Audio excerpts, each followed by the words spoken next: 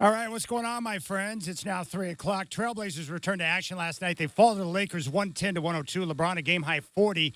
Denny Avdia, awesome. Led Portland with 28. Pointed to the first half issues that led to the loss. But first half, too many second chance points for them, too many second offensive rebounds. Obviously, LeBron had a good game. I think overall our defense were solid today. We came up a little short. Can't really complain. All right, Portland's going to have a day off. They'll host Charlotte tomorrow. Tip from Moda at 7. Blazers game day live from Moda Center at 5. On your home of the Blazers, 620 Rip City Radio. You can listen to every Blazers game streaming live on the iHeartRadio app. From the NFL, former Chargers coach Brandon Staley has been hired by the Saints to run their defense. From baseball, Dodgers pitcher Bobby Miller did not sustain any fractures after taking a line drive off his dome. And for the first time in 50 years, the Yankees will allow players to have well-groomed beards. You got the Rip City Drive with Chad Doing coming at you right now. NFL insider Benjamin Albright joins me at 420.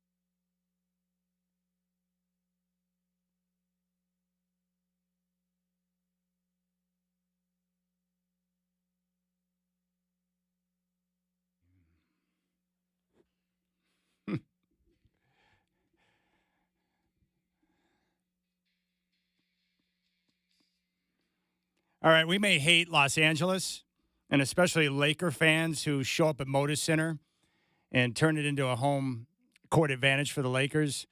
But can we agree that Randy Newman is awesome? This is a great song, and he's a great artist. And I love the video. All right, Rip City Drive. What's up, my friends? You can reach out to me, 503-248-0620. You can also find me on social at Chad and Rip City. A lot of different things I want to get to today. Benjamin Albright, I said 420 in the update, but he's actually going to join me coming up in 20 minutes at 320. He's in Denver. They're an hour ahead, and so I was thinking, well, I got the times mixed up. So Benjamin Albright's coming up in 20 minutes. He is the most well-connected insider I know in the league. He knows people. He's got great insight. He projected every single coach, including Pete Carroll, to the Raiders.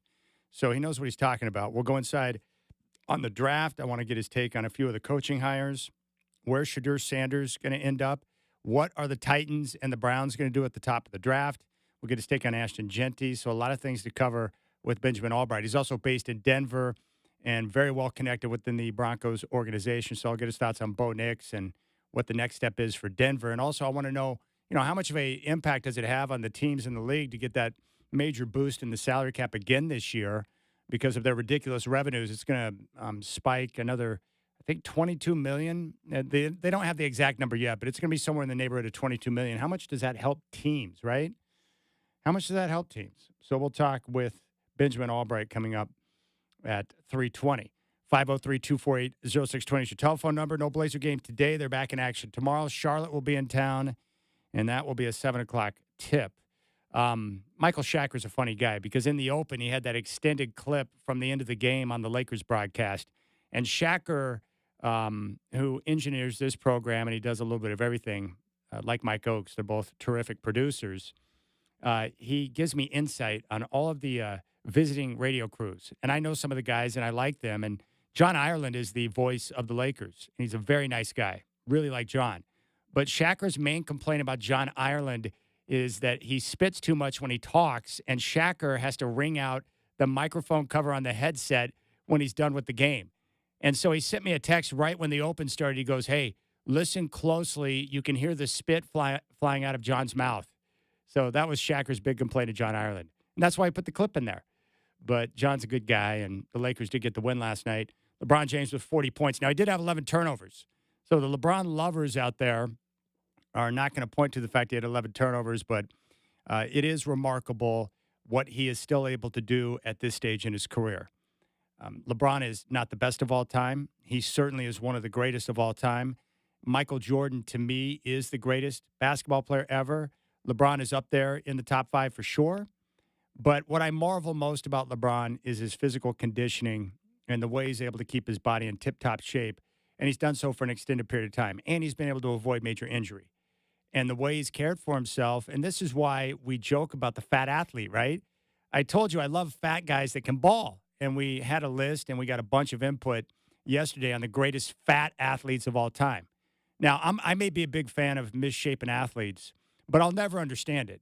How can you make that much money and have a chance to do something that so few people can do and yet treat your body like Joe Blow sitting on his lazy boy recliner? Now, how can you do that? And why would you do that? You have a chance to dominate and compete at the highest level. You might not want to be so rounded, all right? You might want to have a cut or two in your body. Just saying. But some guys don't care. And some guys are so good at their craft that they can be fat and still be great. And I think it's awesome, like Luka. Now, I don't think Luka's he's not really, really fat. The Mavericks clearly think he's really fat, but he's a great baller. And conditioning for guys like Jokic and Luka, it doesn't appear to be an issue. But I respect LeBron caring for his body. I like that because I've worked out for over 30 years. I've had the same workout partner. I take an interest in what I put into my body, how I exercise, wanting to have good movement now that I'm getting close to 50. I love all of that stuff. So I respect guys that go through the grind because I understand how hard it is. And to be able to keep your body in tip-top shape, it requires dedication year-round. It's not like you get weeks off at a time where you can just relax and, crush a bunch of hot dogs. That's not the world LeBron lives in.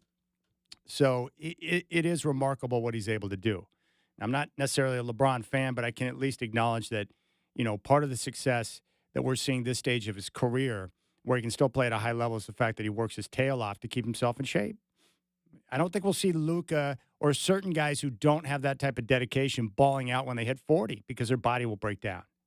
And LeBron obviously has great God-given genetics as well. It's incredible. So he scored 40 last night. The Lakers get the win. And Austin Reeves, who is from Oklahoma, 32 points and 7 assists. I like him. I like his game. The Blazers actually competed very well. I was encouraged with what I saw defensively. They tied a season high with 16 steals. Toumani Camara and Deni Avdija were fabulous once again. And most importantly, as a unit, as a team, they remained connected defensively.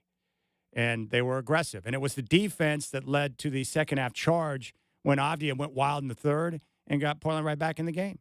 So when we talk about player development and we talk about the development of the young guys, I mean, that's the type of stuff I want to see, and I'm sure you want to see as well. Guys committed to playing the right way. Guys paying attention to detail and getting the job done. The problem is last night, they just made too many mistakes in the first half. And the poor offense, the turnovers, the lack of execution in the fast break led to an 18-point deficit. And even though they were able to get back in the game and eventually tie it, you got to expend so much energy to get over the hump that they just didn't have enough. And, the Blazers, if they want to win games, they're just not good enough to overcome those type of mistakes. Yeah, they got to win games in the margins. They've got to be better. They've got to pay attention to all the details, or they're not good enough to overcome it. So that was part of the issue. But, man, Toumani Camara, how good are those guys? Deni and Toumani, Avdija and Camara. I've told you, man, the Blazers, Joe Cronin's gotten calls from every team in the league about those dudes, especially Camara, who's a freak defensively. He just gets after it. He's tenacious. He's a nasty, nasty guy. He's a bad boy. He's a cold piece. Love the way he approaches the game. And the great thing is about, Camara and Avdija is that their competition, they don't stop. They're crazy. They crazy, man. because they continue to compete and get after it. And then they bring that type of attitude to the practices and they force other guys to step their game up. So I love that. So I'm going to continue to pay attention to player development. For those of you who want some victories along the way, the next 4 games on the schedule, including Charlotte tomorrow, very winnable games. Very, very winnable.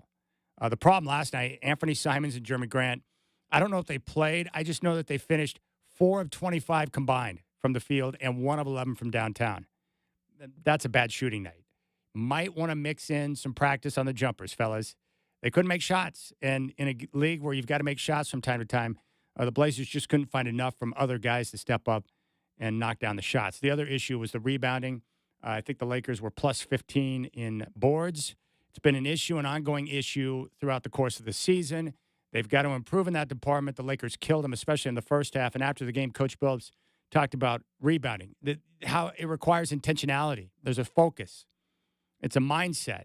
And I love the way he lays it out. Take a listen. And you have to fight your instincts a lot of times. Anybody that's played basketball knows rebounding is like something that's either in you or it's not. And when it's not, you have to be intentional about, okay, when that ball goes up, I know there's going to be a collision somewhere. I need to be ready to make that collision, especially against teams that are crashing, like this team did. They just crushed us all the way around. I mean, even for us, we only have 6 offensive rebounds. That's not really like us. It's an attention to detail thing. It's not about who's taller or the size, that size thing. That doesn't matter. You got to be willing to go get in that fight, man. But that's what rebounding is. We just got to do a better job of it, because when we get beat like this on the glass, we're going to have to really be making shots to win a game. All right, there you go. Love his breakdown of rebounding. They got to be better in that department. And they've got a lot of things to work on. And they'll get there. They will get there. Now, Sean and Sandy has reached out. He was at the game last night. He said Scoot did not have a good game at all last night, struggled handling the ball, shot horribly with air balls, and didn't pass well. It was a bad game all around from what I saw from him. I would disagree with that. He did not have his best game, but he had a couple of stretches where he was on the floor and made a difference, especially defensively. So you've got to look at other things outside of just a couple of missed shots. Scoot had a couple of really good, stretches on the floor. He was aggressive defensively. That's been one of his biggest areas of improvement. So I like the way Scoot played in spots yesterday. Avdia and Kamara were great. Klingon was so-so, and Shaden had a couple of stretches where he was good. But again, with Shaden, it's a matter of continuing to engage defensively, making sure he doesn't miss assignments, but more importantly on offense, not being passive. Be aggressive, my friend. Be aggressive. And for Scoot, again, he's just making progress. And he's done so for now more than a month. So that's my reason for optimism. But those are the 2 guys, Shaden, Scoot. The 2 guys I'm going to pay attention to the most down the stretch. I'm not worried about Denny and Kamara. Those guys are good. We know what they are. And Klingon just needs more time on the floor. And he'll get a lot more time as the season progresses because Ayton's out, and he'll continue to get the start at the center. Okay, we'll keep things rolling here. Rip City Drive on a Friday. Chad Doing will come back, and Benjamin Albright going to join me from 850 KOA in Denver. He is an NFL insider and also a draft guru. We'll break it all down with him. And if you want to jump on board, 503-248-0620. You can find me on social at Chad and Rip City. Here on your home of the Blazers, 620 Rip City Radio.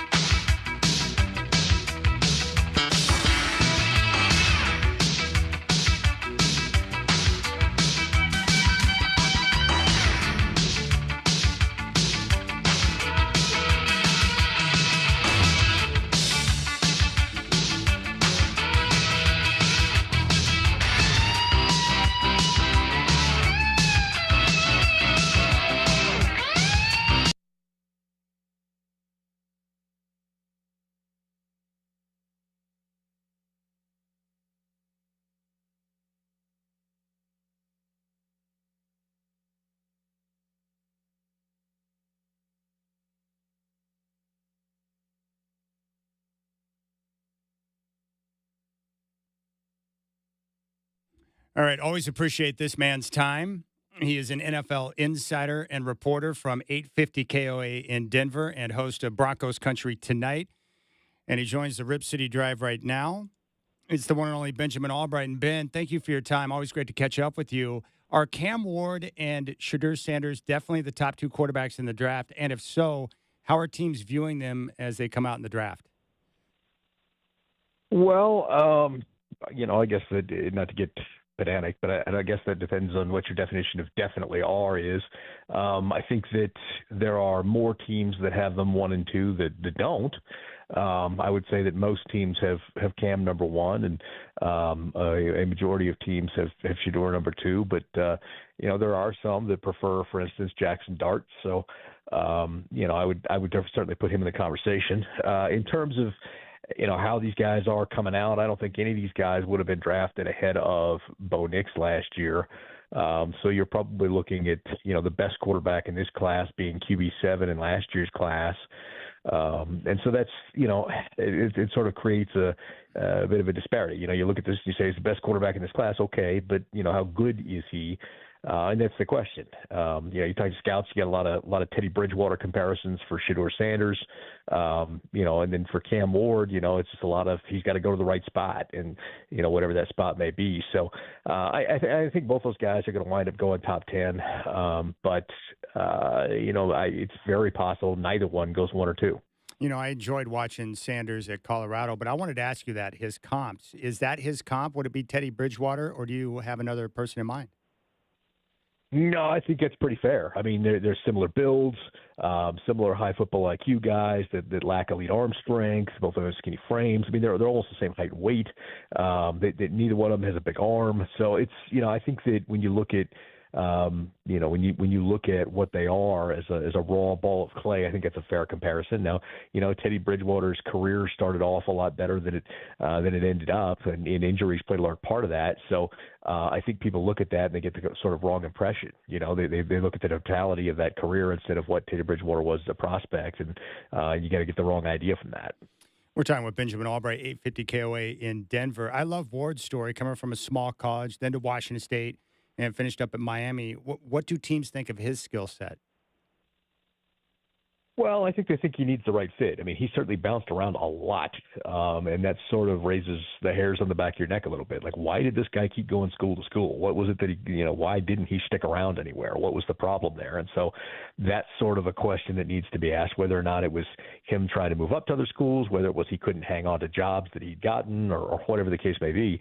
That's a question that they're going to sit down and ask him over and over. Why were you transferring so much? What was the deal here? Why did you never stick it out anywhere? And so, I think that's something he's going to have to ask and answer going into this thing, and show that, or at least convince teams that he, because of those different transfers, probably has the ability to adapt more quickly, and convince teams of that he should be the top quarterback.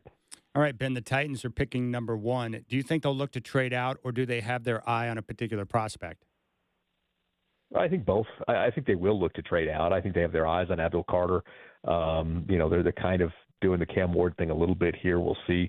I think in an ideal situation, they'd get the Giants to move up to 1, or, a team like that to move up to 1 where they only have to move back a couple spots, can still get their guy, Abdul Carter, and go from there.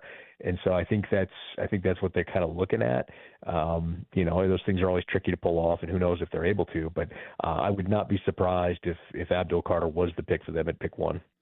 All right. The Browns at number 2. What are they trying to accomplish at the quarterback position this offseason with the Deshaun Watson mess? Well, they're just trying to get him off their books. They don't want anything to do with him. And that's going to be one of those things. They'll bring in, they'll look at free agency, they'll look at the draft. There's a lot of people talking about Shedeur Sanders there. I don't think that's the case. From what I understand, I don't think they're looking corner in the draft. Quarterback in the draft. I think they're looking elsewhere. So I would not be surprised if they went a different direction there. I would not be surprised if they try to trade out of 2. If Kirk Cousins is available on a cheap deal, maybe they take a look at that. There's a couple other options out there on the market that have experience in that system that they can look at. But I think they're not in on the rookie quarterback situation. And it's funny because a lot of the stuff you hear coming out of Cleveland media right now is, they love X, Y, and Z. And to me, that reeks of, especially this early, Yeah. that reeks of, hey, we're trying to get out of this spot. You're going to have to get ahead of us or get to this spot to get this player. And so that's sort of what that tips me off to. Okay, that makes sense. Now, where do you think Shadur Sanders ends up? I think New York. I think the Giants. I think it's entirely possible that both quarterbacks end up in New York, just on different teams.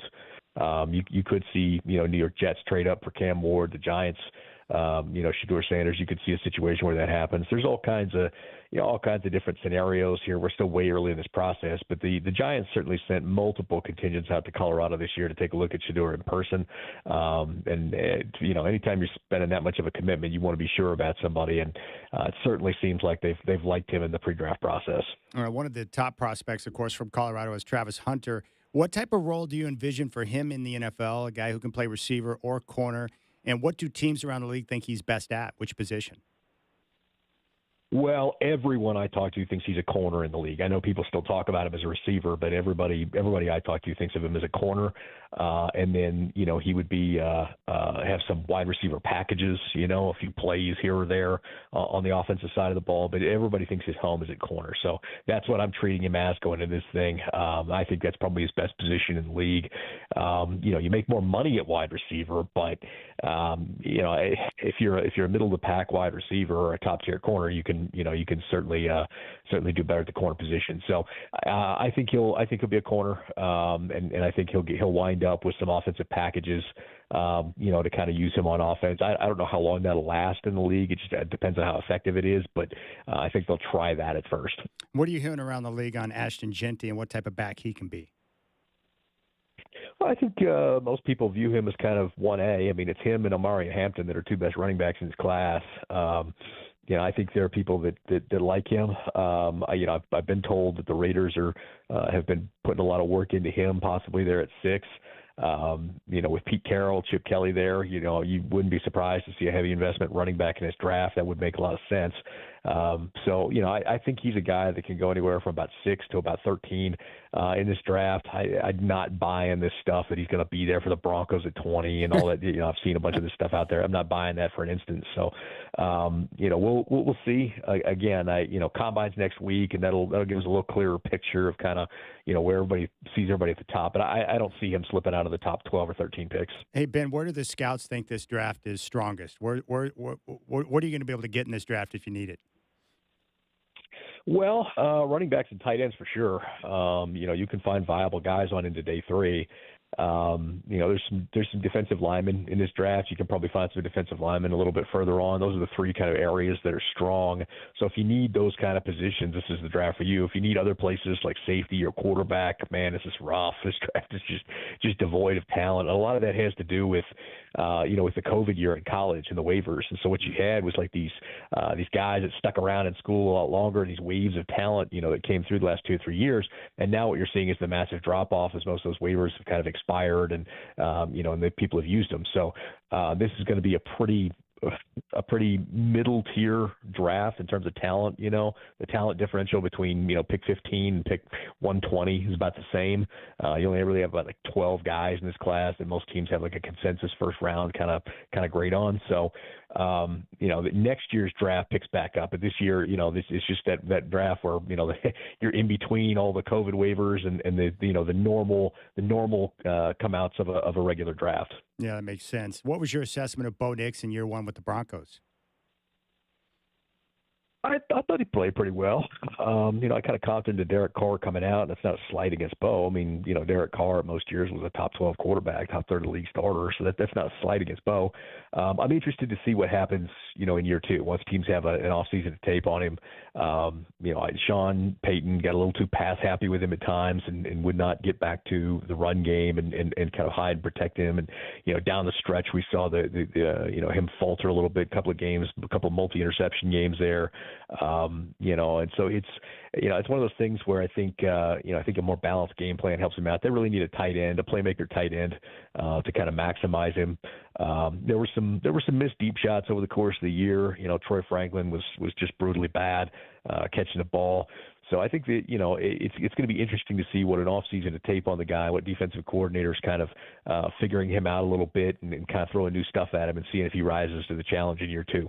We're talking with Benjamin Albright, 850 KOA in Denver. Props to you for your coaching hire predictions. You were all over it. I really liked Vegas hiring Pete Carroll. What were the steps, the process that led Mark Davis to make him Pete his next head coach? Well, it started with Tom Brady in a conversation with Bill Belichick. Tom was running some names by Bill. He never pursued Bill for the Raiders job. I'll just get that out of the way now. He asked him once. Bill said he's not doing it. That was that. But he ran some names by him and said, "What do you think of Pete Carroll?" And this was well before this stuff was out there. But Bill said you could do a lot worse than that. I mean, this is a guy that'll definitely help revitalize, lay the groundwork on the culture that you need. And I think it's a good hire. He brought in Chip Kelly as the OC. That's going to be interesting. They kept Patrick Graham for some continuity, which is probably good. Probably helps. With the Max Crosby, thing there. So the Raiders are at the point where they've got to get somebody in there, which they have, and Pete Carroll that can establish the culture. And then on the flip side of that, they got to get talent in there. I mean, you got like 2-3 guys on defense that would start anywhere else, and that's it. And then on the offensive side of the ball, you got 1 or 2 pieces, and that's it. So they're just devoid of talent right now, and that's going to be their main concern. Ben, the majority of people mocked the Cowboys hire Brian Schottenheimer, but he's been around the league for a long time. What strengths does he possess that could lead to some unexpected success?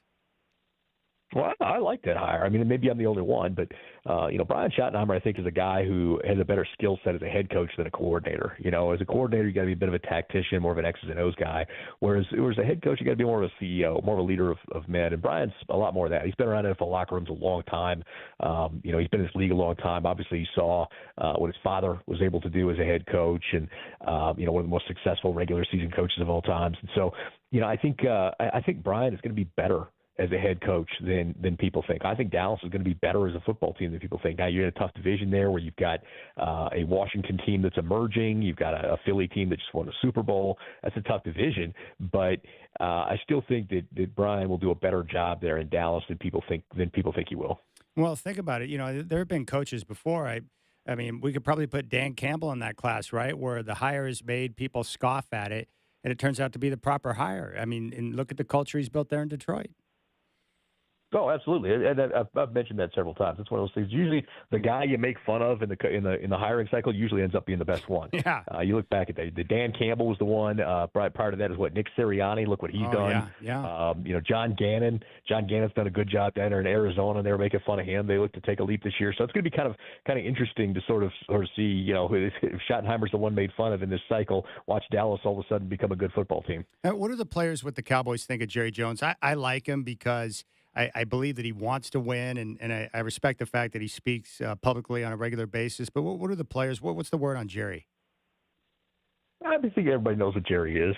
Jerry's P.T. Barnum, right? He's trying to sell the brand. He's trying to sell the image. He's a carnival barker, right? Yeah, so he loves the circus. He loves the attention, and I think the players understand that. The fans sometimes don't. The fans wish he would just shut up and be a regular owner, but that's not who he is. He's an outsized personality who's great at generating attention for the league, and his ideas have been great at generating attention for the league. And I think that's something that you just kind of come to accept about him and go forward. I think they're more concerned what happens to the Cowboys after he's gone, when Steven takes over, and their finance guy for the last 20 years has been a guy who used to manage a fast food restaurant, and that's his only experience.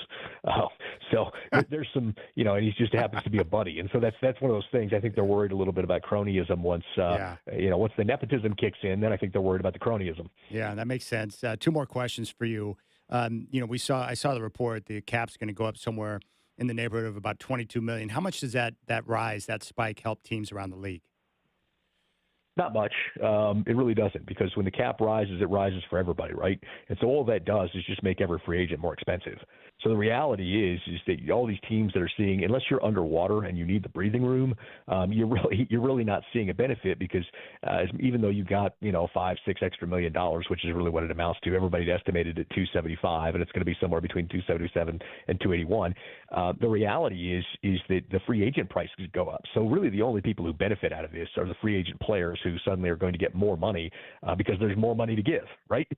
So unless you're a team that's underwater in cap situation, like for instance New Orleans, where you're like, oh, every little bit helps. It's just really it doesn't help anybody. It just raises the prices of free agents across the board. It's one of those inflationary things. I've noticed in Denver, there's always these lists come out with the greatest quarterbacks of all time. Do the majority of Bronco fans view Peyton Manning or John Elway as the greatest in franchise history? I think they view, if you say in franchise history, then I think you're saying John Elway. Mm-hmm. If you're saying all time, then I think they view Peyton Manning, and he spent part of his career, obviously in Denver. But there's a reverence for John, not just because of the Super Bowls that he brought as a player, but also what he was involved in as a general manager. So John was a lifelong Bronco. I mean, obviously there was the draft day trade, but he never played a snap for anyone else. And so, I think there's an extra reverence for that. And so I think most Denver fans probably rank John Elway over Peyton Manning personally, while looking at the history of the game, saying Manning was probably the better quarterback all time.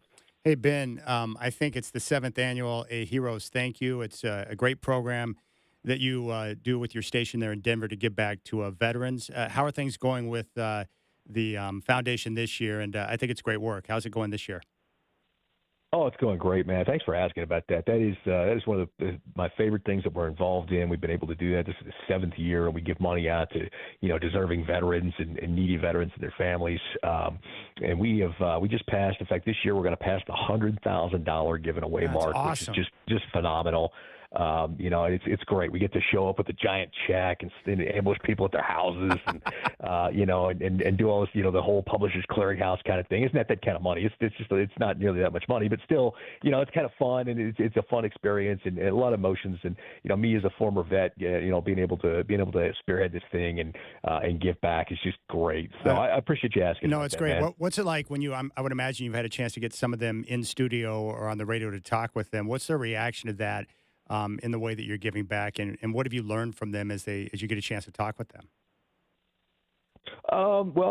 We just did one last week, and we got them in studio. Matter of fact, we had one of the other shows was allegedly because this person had created a internet radio station that's run by veterans to give them kind of purpose. And so we had him in to air quotes talk about that, then kind of ambushed him with it, and it was great. I mean, he was just he was taken aback and emotional. And this is a guy who gives puts his heart and soul into this, and he was trying to take the award money that we were giving him and put it into the radio station. I'm like, bro, take yourself out for a steak dinner first.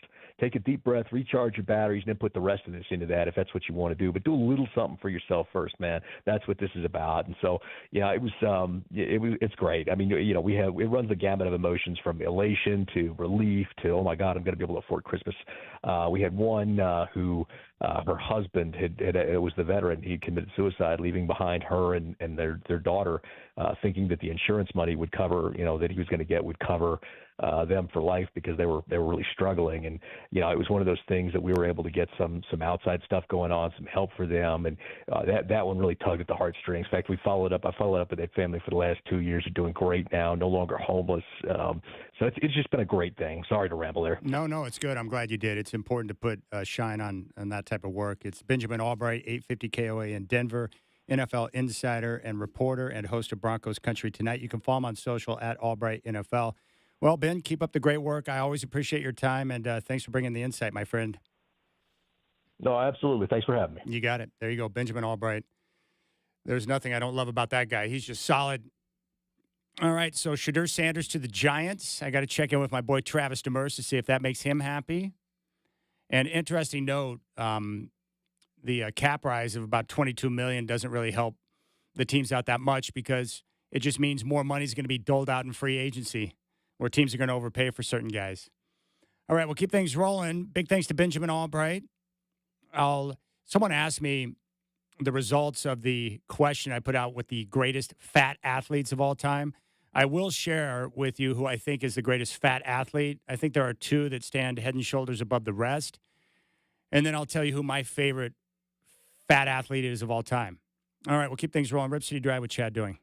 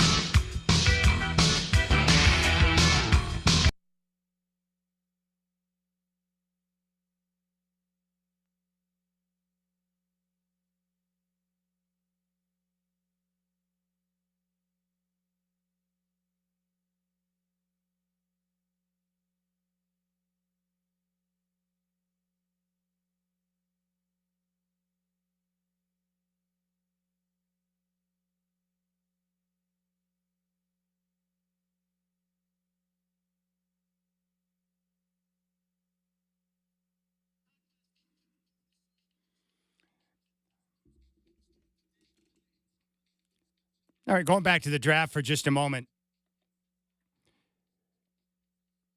We talked with Benjamin Albright.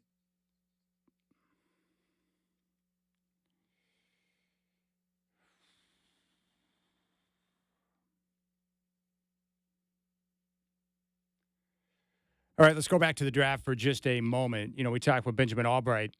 As you know, my favorite college football player was Cam Scatterbo from Arizona State. Love watching him play. Had a chance to watch him for a couple of years. Saw him live numerous times. His energy, his toughness, his contact balance, how he runs with a certain hunger when he's got the football in his hands. He's the type of running back that I love, Cam Scatterbo. I love guys that run hungry and run with a purpose, and that's exactly what he does. Well, Daniel Jeremiah, who is one of the more well-respected draft minds around the league, was on NFL Network, and he was asked about Cam Scatterbo, and he said, well, he's a unique player. Just when you watch him, obviously the incredible run that he went on, but I was looking at my notes on him when I was putting this stuff in last night from my notebook. He just chooses violence. I don't know if I've ever seen a more aggressive runner who just seeks out contact and who can absorb contact. When I was looking for a comp for him, my first thought was, okay, he's like a shrunk-down James Conner. I was like, gosh, more of anything, he reminds me of a Plinko chip from The Price is Right, bouncing off everything and everybody. The thing with him is we know he can catch it. We know, obviously, the vision, the balance, and toughness. The only question is going to be the top speed. If he has a chance, I think, to me, he looked like he would probably be a low 4.6 guy. If he would run in the 4.5s, that would be great. That would really help himself out. He is such a fun player to watch. Whoever gets him is going to have one of the most aggressive and physical runners that we've seen in the last few years. He's a fun one. So there you go. That's the latest on Cam Scatterbo. My dream is for the Denver Broncos to draft Cam Scatterbo because I think he's one of those overachievers that you get him on the football field and he's just going to find a way to make things happen. And I like versatile football players that you can get later in the draft that don't cost a lot because you can use them in offense. He would be great in short yardage situations. You can use him on third downs because, one, he can catch the football, and two, he's great in blitz pickup. And then if you want to use him in special teams, he did that for the Sun Devils, so you can do it in the NFL. I just like having, really good football-type players on my team, guys who can do a little bit of everything. We talk about Denny Avdia and Tamani Kamara for the Blazers. They do everything. That's what makes them so valuable. And then because of their competition level and the way they like to get after it at all times, when they're competing against their teammates in practice, they bring the best out of you. You want guys like that who love the game, who are obsessed with the game, and are willing to do whatever it takes. So there you have it. Now, going back to the Trailblazer game last night, I mentioned that, Sean and Sandy is continuing to hammer away on how awful Scoot was last night. So he sent me a text. He said, Scoot shot 4 of 13 from the floor last night, had 3 turnovers to 5 assists. He's got to do better in big games if he wants to be a big timer. Look, I'm aware of the stat sheet. I know what his stats were. But what I'm saying is that even though his numbers weren't great, he had a couple of good shifts on the floor where he was locked in defensively, where he was fighting through picks, where he was being very competitive. He even had a foul on LeBron, but what I loved about the foul where he kind of hooked him was his willingness to engage and not allow LeBron to have free movement.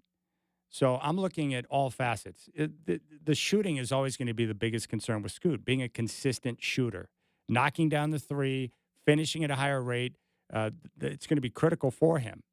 I'm not one of the people that believe I would have great concern drafting certain players at certain positions if they shoot the three ball below 30%. I've been told that there are some teams, some coaches that believe that they can take a guy and improve their shooting over time. I just haven't seen that happen too often in the NBA. Jason Kidd is one that people always point to, but the truth is, I think that, shooting skills, that's something, it's kind of like a God-given thing. You either have it or you don't. I'm not really sure you can coach that up. So it's going to be important for Scoot to continue to really work on his offensive game, which he's doing, but he needs to finish at a higher rate. But what's critical for him because of his physical attributes, and he really is, he's strong. Strong body, shoulders, his body, his quad development. He's very explosive. I love seeing the competition on defense. And when I spoke with Cronin a couple of weeks ago, he mentioned the defense specifically to me and how he's really vastly improved over the last 6 weeks with the way he's competing, decision-making, defense, being aggressive, forcing turnovers, which lead to fast break opportunities. And that's a good thing for a young player. And from, the understanding, the coaches are able to go to him and say, hey, we need this, we need this, we need that. And he's very receptive and can take that information and apply it. So you love to see the competition on defense. He's been better as a whole over the last 6 weeks in terms of decision-making, turnovers, and shooting percentage. But those are things he's got to continue to work on. But he had a couple of good stretches on the floor. But Denny and Tamani they're great. They're exactly what you want. Denny Avdia can do everything. I mean, his willingness to just attack in the paint when he's got a full head of steam is great. He did a good job of finishing last night. He can shoot the three. Very competitive freak. And then Tamani Kamara shot the ball well last night. He's a good rebounder, but defensively is where he's going to make his hay. And coaches and different teams and players around the league are taking note. They understand what he's about, the way he competes, the way he gets after it, and his willingness to engage defensively throughout the entire game. It's too bad that there aren't more players that aren't geared like Tamani Kamara in the NBA. When you're willing to compete like that and you're willing to grind defensively, you can carve out a role for yourself. So, love that competition. Those two guys are great. And we get a chance to see a lot more of them down the stretch. But that's my main dream. If you're asking me, I want Cam Skattebo in a Denver Bronco uniform. Love watching him ball. One of my favorite college football players of all time now. And I can't wait to see where he ends up because I'll sit back, I'll watch him, and I want to see guys like that do well. The great thing about Cam Skattebo, and I love guys with this type of story, he got zero Division I offers when he was coming out of high school. Zero. And he was highly productive in high school. Zero offers from any Division I schools. He wound up at Sacramento State. He wasn't a 5-star. He wasn't a 4-star. He was a 0-star recruit. And he went from that to being in the top 5 in the Heisman voting. And how can you not love a story like that? A guy who overcomes, a guy who was not sought out, a guy who wound up at Arizona State and then stayed committed after year one with Kenny Dillingham when he understood that they were going to utilize him. And he could be a pillar to help the rebuild in that program, which he was. And then when he got on the big stage in the playoff against Texas, he put on a show. Like, those are the type of guys I want. Hunger. Being told your whole life you can't do it. You're not fast enough. You're not big enough. You can't do this. You can't do that. And then guys go out there and just compete harder, and they want it more than you do, and they've got the instincts to be able to get the job done. Think about that, though. That's why I love the story. 0-star, no Division I offers, ends up at Sac State before he got the opportunity to go to Arizona State, and then nearly won the freaking Heisman Trophy. That's pretty cool. That was a pretty good story. And I need guys like that on my team. Hey, coach, you need me to play special teams? Check. You need me on third downs for blitz pickup? Check. I can catch the football. I can run. You want to go short yardage? I can do that too. And by the way, I will compete my ass off every day in practice. I'll work harder than everyone else. And I'm a gamer. And you can trust me to make the right decision in the big moment. It's like the perfect combination. So I like underdog stories like that. I think we all do, right? Don't we kind of end up, it's very easy to pull for the underdog. Very easy. All right, we'll come back. And when we do, there was one thing. The only bummer about being at the game last night, aside from Luka not playing, was that I couldn't be at home in front of the TV watching the hockey match between Team USA and Canada. Turned out to be a great event. TV ratings were great. And that game provided a very simple example of what fans love. I'll tell you what that is next on the Rip City Drive.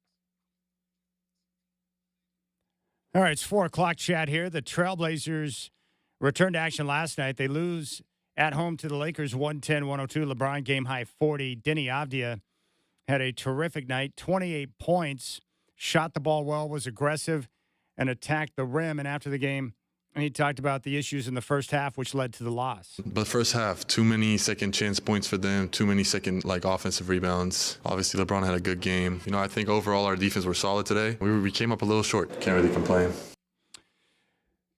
Portland will get a day off. They'll host Charlotte tomorrow. Tip from Moda at 7. Blazers game day live from Moda Center at 5. Here on your home of the Blazers, 620 Rip City Radio.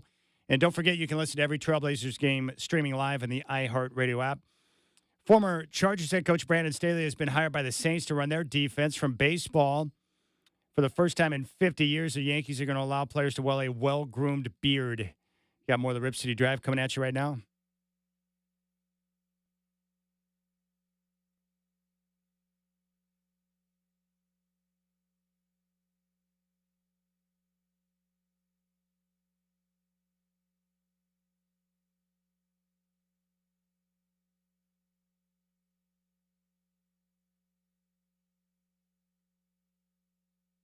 Yeah, once again, terrific work by Mike Oakes on his musical selection. What's going on, my friends? Hope you're enjoying your Friday.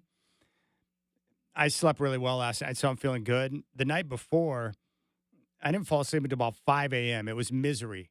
You ever had those nights where you're lying in bed and you try everything under the sun to be able to fall asleep and you can't? Well, that was my situation. And so yesterday I was dragging, going over to Moda Center, doing the show, and by the end of the game and the post game and all that, I was gassed. But last night, I slept like a little baby. I woke up, had my coffee, and I was ready to attack the day. I think it was probably the workout. On full body workout days, and I do train high intensity, a lot of times my body core temperature will rise, and so I'm a little bit overheated for a certain period of time after the workout. Maybe that's what it was. But there's nothing worse than trying to go to sleep when you hear the birds waking up and chirping outside. That's not a good scenario. I don't need that. I don't want that. I don't desire that. And speaking of people getting up in the morning, don't we have a time change coming up here pretty soon? We're about to hit my favorite day of the year. Yeah, March 9th. There it is. Daylight savings time. Look, I'm not trying to get into a debate about, daylight savings time. All I know is that right now with the current system, March 9th on Sunday is when we set the clocks forward. We are nearing the period of greatness where the days are going to be longer, the weather's going to be better, and that's going to open up opportunities for all of us to golf more. What more could you possibly want? More weather that's better, longer days, and more golf time. That's what I'm talking about, man. I need that in my life. All right, I want to talk about what we saw with the Four Nations, the hockey championship game last night with Team USA and Canada. I was embittered that I was not able to stay home because there was a Blazer game and just watch it. And look, I enjoy hockey as much as anyone else. I love going to see NHL games live. And I've been a part of covering a team that made it to the Stanley Cup Finals with the San Jose Sharks. I don't watch hockey all the time. I played pickup hockey when I lived in Colorado on Evergreen Lake. And I enjoy the sport, and I admire the athletes because they're badass. They are tough. They're tough. I love the toughness. I love their battle, the way they fight. And it's amazing to me how fast they skate. The skill level is incredible. But what I love about hockey players is that they play hard all the time. They can't take nights off. They can't lollygag on the ice or they'll get hurt. There's a certain mentality to being a hockey player and the culture and what they bring to the ice that's impressive to me. But last night was very simple. I think they averaged over 9 million viewers in the U.S., so it got a big number. I think it was around 6 million up in Canada. I always enjoy watching Team USA compete, and I did not want to lose to the Canadians. It's unfortunate that Team USA lost again. I think the last time they faced off was like in 2010 or somewhere in that area, and it was another overtime loss for the U.S. in that one too. But what I love about last night, and this goes back to the All-Star game with the NBA or any sport, if I know and have knowledge that the people competing really care about what's going on, I'm in 100%. That's all I need to know. Do you care? Are you giving me everything you got? And does it really matter to you? And if it does, those are all the prerequisites I need to tune in and be engaged. I think there are a lot of sports, a lot of athletes in different sports who could look to the example set last night between USA and Canada in terms of, what we're looking for as fans. I just want to know that you care. Does it matter to you? Because when I know it matters to them and that losing is really going to hurt, that's all I needed right there. And you had the healthy rivalry. Maybe there was some politics mixed in. Charles Barkley was pretty funny last night in his assessment. Take a listen to this. Congratulations to Canada. I'm sorry we got the tariffs on you. Heck of a hockey game. It was a great hockey game. Heck of a hockey game. So you think they were playing harder because they playing harder because of the tariff, and they didn't want to be the 51st state. That's the motivation. That's motivation. There you go. That's Charles if you need him.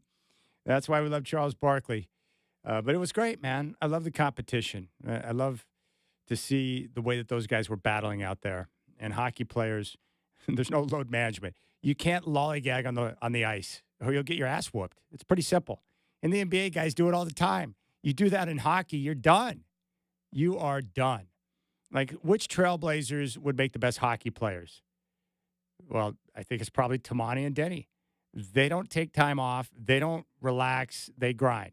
And they like physical contact. I like, as I mentioned yesterday, I love misshapen athletes, guys who are a little bit round, a little fat, who can ball. I love athletes that enjoy contact. And that's why I love Tamani Kamara so much, because he gets out there on the floor and he knows that the majority of stars in the league, they're used to getting their way. They're used to getting the calls. They're not used to guys defending the entire game, and they get irritated by it. They get irritated at guys like Tamani. They don't want to face guys like Tamani because they don't want a full 48 minutes of some guy like right up in their business. And Tamani knows that he can get most of the guys off their game because if he comes ready to go, when it's go time, Tamani is ready. And he knows that the majority of guys don't have what it takes to compete against him for a full 48. And he's probably going to get him to crack. That's kind of the NBA culture there. They are, I would say, by and large, probably softer than the hockey players. Is that a fair statement? But in hockey, it's like when you're on the ice, you've got to be all go at all times or you're done. They can sniff out weakness in a heartbeat and they will smash you. In basketball, you can get away with lollygagging. We see it all the time. Even with LeBron last night, when there'd be a play or a steal or a fast break, LeBron would just sit on the other end and wait for the play to end to conserve energy. You can't do that kind of stuff in the NHL. So, hey, if you care and it matters to you, and I know the stakes are important to you, I'll tune in and watch if you're competing like that. And that's all the NBA players need to do. If I know that you're going to play hard and you care about representing the West and you don't want to lose to the East or vice versa, I'll tune in and watch because I know it matters to you. But when I get the sense that people are competing, or if I'm watching something where I don't really get the idea that someone really cares about what's going on, then I lose interest real quick. And it doesn't matter what sport it is. It could be golf, it could be tennis, it can be football, basketball, hockey, whatever. If I get the sense that maybe you're not exactly down with what's going on and you're losing interest, I can probably guarantee you I'm going to lose interest too. That's all we want, man. We just want to see the best going head-to-head and battling. And I thought that the hockey setup, we need more of those type of setups, that tournament with the four nations. That was epic. It's good. We need more things like that. And that's why I like some of the rivalries we have in the WNBA with Angel and with Caitlin, because I know it matters to them. And I know they don't like each other. And I know when they're on the floor, they're going to compete. It may not be the most skilled basketball at all times based on who's on the floor, but I know that those two care and they're going to work their ass off. I love that kind of stuff. Love it. And that's why I love Tamani so much. He was out there grinding, defending, looking to get after it last night. And he loves frustrating guys into mistakes. And I love seeing it too. And these guys, now he's making a name for himself. And he was asked about it last night, about what it's like to get attention. J.J. Redick named him as an individual last night after the game. And he was asked about what it's like that other people are taking note to the way he plays, and he enjoys it. Because, as guys scout him and develop a better understanding of what he's about, they'll be more prepared for it. But a lot of guys hit the floor against Portland. They don't know who Tamani is. They don't know what he's about. And then they're stunned when he's out there just up in their business the whole time. Don't you love that? and he irritates him. But he does it in a respectful way. He irritates him not by being a cheap shot artist like Bill Laimbeer, not by trying to hurt somebody. He just does it through strict competition and defending hard. And guys respect that because they know, oh, time I got to punch the clock tonight because I'm going to be in for it. And I love it too because Tamani, it didn't matter if it was LeBron or if he was picking up, Austin Reeves on off a screen or whatever the case may be. He's gonna treat you the same. He's gonna give you everything he's got. And I think it helps that he's got unique length and athleticism too. Because some guys don't have the athleticism or the length like Tamani, so they can go out there and work hard, but they're not going to be able to have the success that he does. But he was terrific. But give us competition. Just show me you care and that it matters. And if you do, I'm in. I'm in. I'm an easy sell. It doesn't take much to draw me in. I want to be drawn in. I want to pay attention. Just give me a reason. Show me that you care, that it matters to you, and then you're going to go out there and give me everything you got, and I'm in 100%. And it doesn't have to be some type of yeoman player like Cam Scatteraboo. It can be a star, too. There are a lot of stars that go out there and play their tails off and compete and get after it, and I love that. And that's what I want to see. 503-248-0620 is your telephone number. You can also hit me up on social at Chad and Rip City. 503-248-0620 is your telephone number. I cannot read this on air. It's amazing what people will suggest to help me with my sleep issues. How can I say this in a nice way? Hey, Chad, next time you're having trouble sleeping, try a little self-love. It works great. Okay, first off, do you not think that I thought about that? And second off, how do you know I didn't try that? All right. All I know is I was awake at 5 a.m. That's not a good scenario. I appreciate the suggestion. Thank you. Gosh. All right. And it's the last time I ever talk about my sleep habits on the show. I just don't want to be awake at 5 a.m., nor should I be awake at 5 a.m., especially when I'm getting ready for an extended day covering a Trailblazer game. That's all. Sometimes you could try whatever and it doesn't work. You could try every single thing. Maybe another thing, too, I do like melatonin, but I weaned myself off of melatonin because I was having some wild dreams and stuff. Maybe my body's still adjusting to that. Maybe. I don't know. All right, we'll keep things rolling. We're going to come back. We'll hear from Coach Billups. I also want to hear a bit from Denny Avdia and Tamani Kamara, the two MVPs of the Trailblazers this year. And if you want to jump on board, you're welcome to do so. I will get to the greatest fat athlete of all time, and I'll share my favorite. You got the Rip City Drive with Chad doing.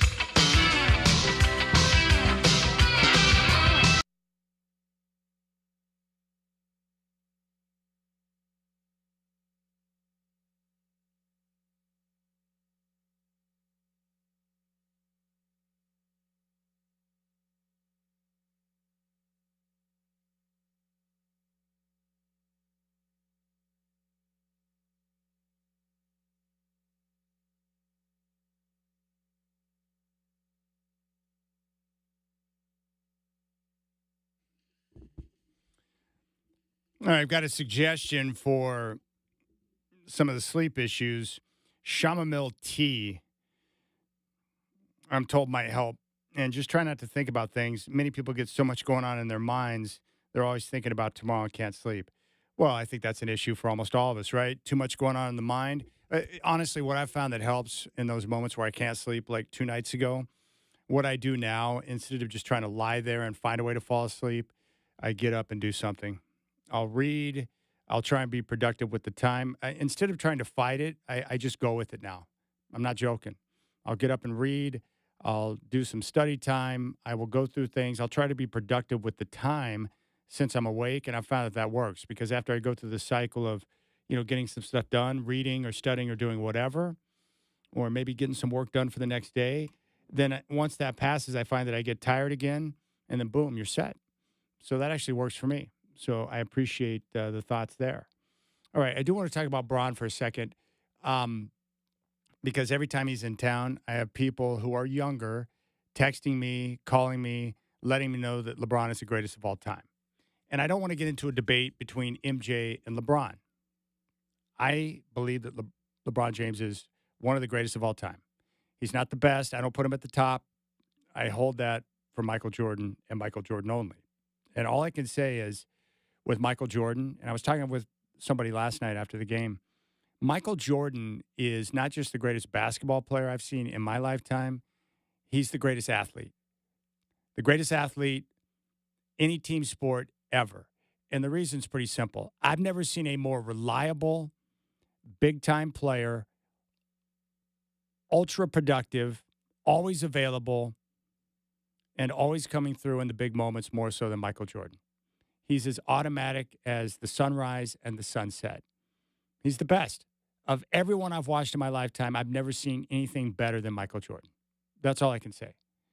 LeBron is terrific, but MJ I hold in very high regard. And there are other athletes that I like more or that I have more of an affinity to based on, teams I rooted for when I was younger. I've never seen anything better than Michael Jordan, the most consistently great player of all time.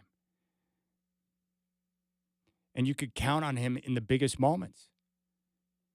I just never really saw him fail. I mean, he's unbelievable.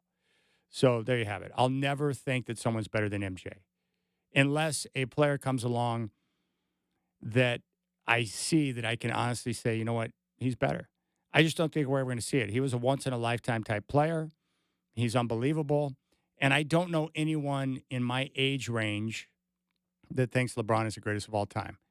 Many younger ones who did not grow up with MJ, who grew up with LeBron and didn't have the benefit of seeing both careers, they lean LeBron. So I understand it. I didn't grow up with Wilt. And therefore, I never got a chance to see him play. I don't know about his greatness. I can't relate. I've gone back and I've seen some highlights. I just don't have any real understanding of Wilt's greatness. But I have changed my all-time 5 based on what I've been told by some of the old-timers who have been around. My starting 5, my all-time starting 5 in the NBA, it's pretty easy. Magic Johnson's my point guard. MJ's my shooting guard. Wilt Chamberlain's my center. Karl Malone is my power forward. And Larry Bird is my small forward. That's my all-time 5 in the NBA. I don't see that changing anytime soon, but that would be my 5. If you say, Chad, give me your all-time starting 5, the 5 guys you would pick, that's my 5. Magic, MJ, Wilt, Bird, and Karl Malone. I know there's a big debate between Tim Duncan and Karl Malone. I thought Tim Duncan was fabulous, but I lean Karl Malone. I haven't seen too many guys like him who could run the break the way he did. He mastered the mid-range jumper. He was incredibly tough, great defender, and his durability was phenomenal. He played almost every single game he was available for in his career.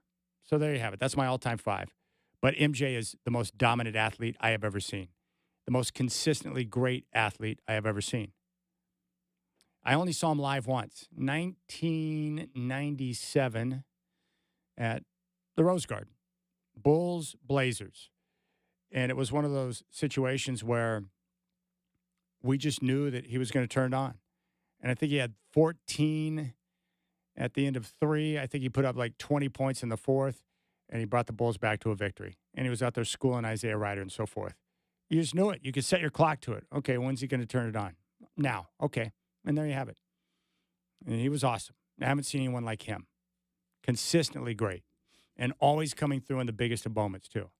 Fabulous. All right, Rip City Drive, Chad doing here. Trailblazers and Lakers last night at Moda Center. Lakers get the win by 8. LeBron 40. And Austin Reeves had 32 points and 7 assists.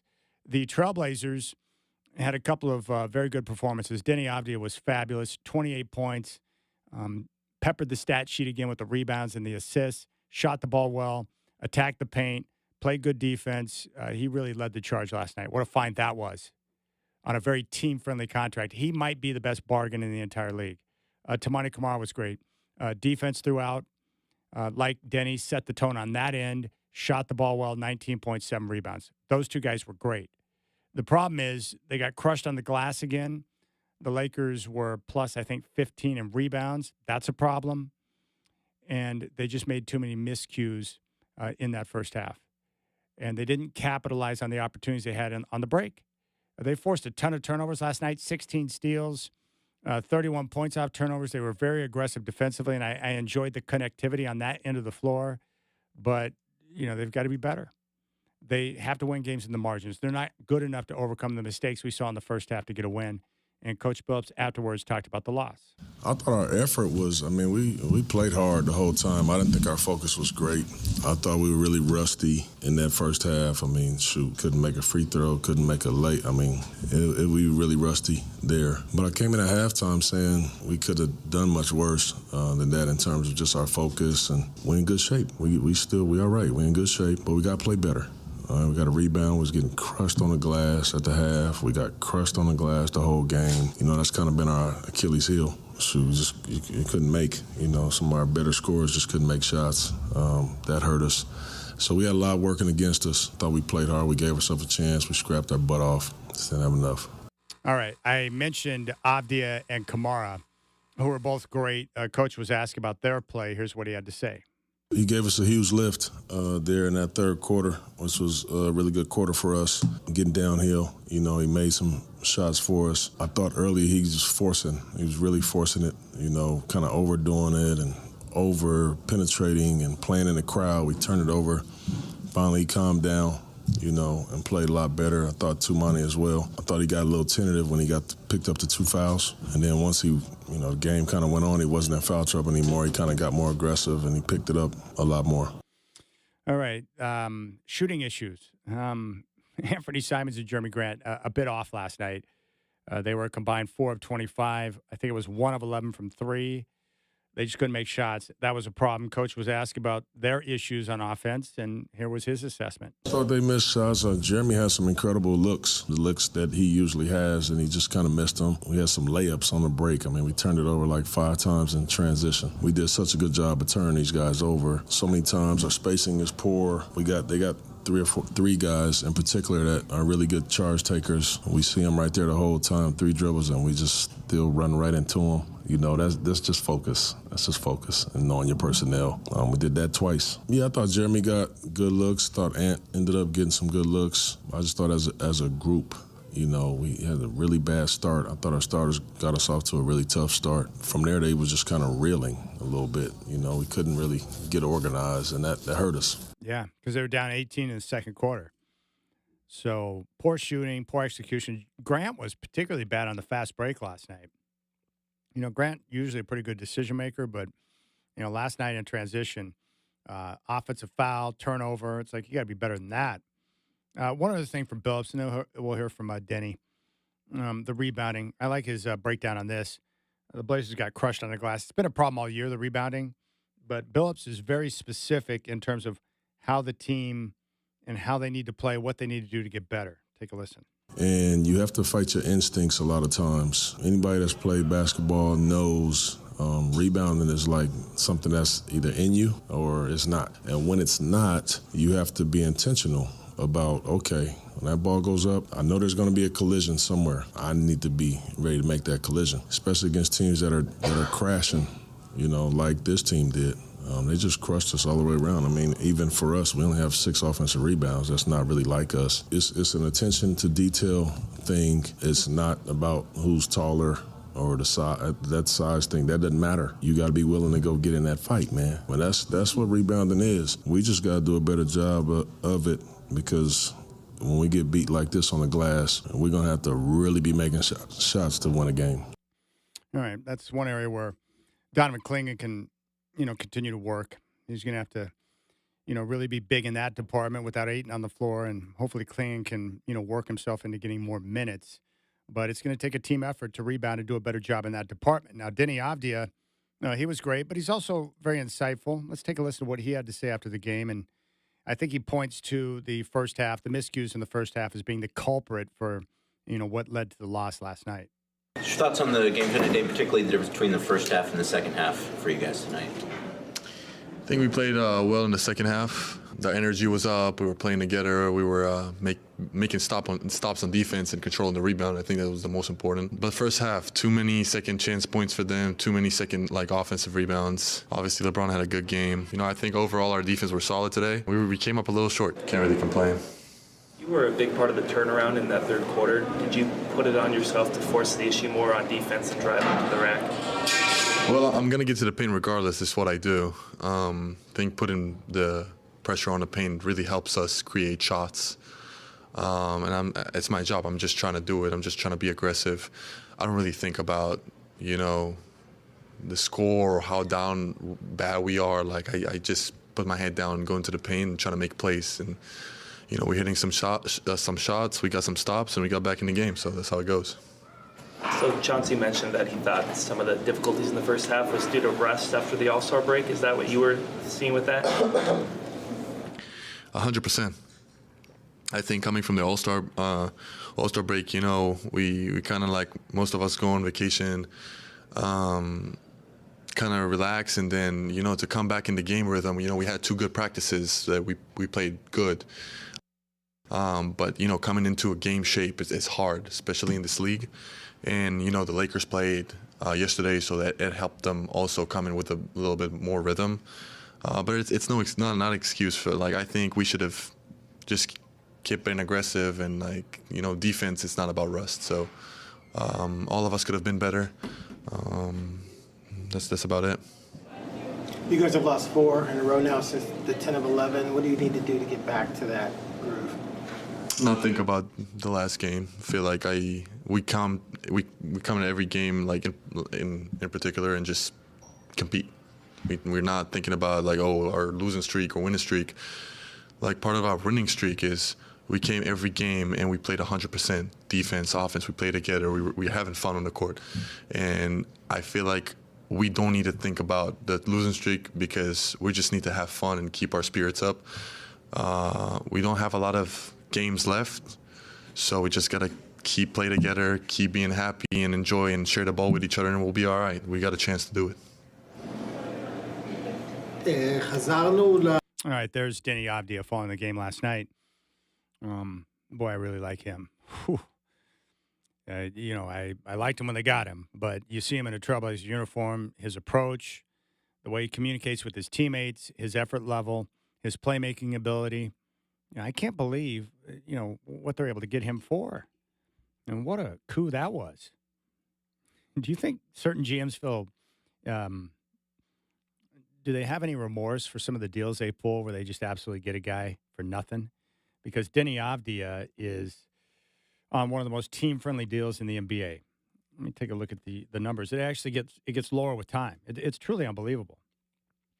So his current contract, let's see here. He's going to make 15. This is amazing to me. 15 million this year, 14 next year, 13 the following year, and the final year of the deal is 11.8. His cap number gets lower. That's wild to me. Yeah, $55 million deal. What a bargain he is. What a teammate he is. What a player. Sean of Damascus has reached out in regard to the young players. And he says, I'm like you. I love seeing the players' improvement. If only Sharp had the Tamani motor. Be aggressive. Mr. Sharp and I think Scoot's shot is very smooth and improved dramatically. It has. Great show, buddy. You're the best. He also went on to say that Donovan needs to work on securing rebounds. Too many times, guys poke the ball away from him. He thinks that Nurkic had that problem too. A lot of big guys do. That's one of the areas where he's got to continue to work, and not just with securing rebounds and being more sure-handed, but also with finishing around the rim. Having a softer touch, having better hands, being more secure with the basketball. I think that's just a normal process for a big in the NBA. And the one disadvantage for Donovan right now is it's just minutes. I think he had 16 minutes last night. He got the start. He just needs more time on the floor. Donovan's going to be fine. I have high hopes for Donovan because he works hard. He comes from a great culture at UConn, playing for the crazy coach Hurley. So he's used to being coached hard.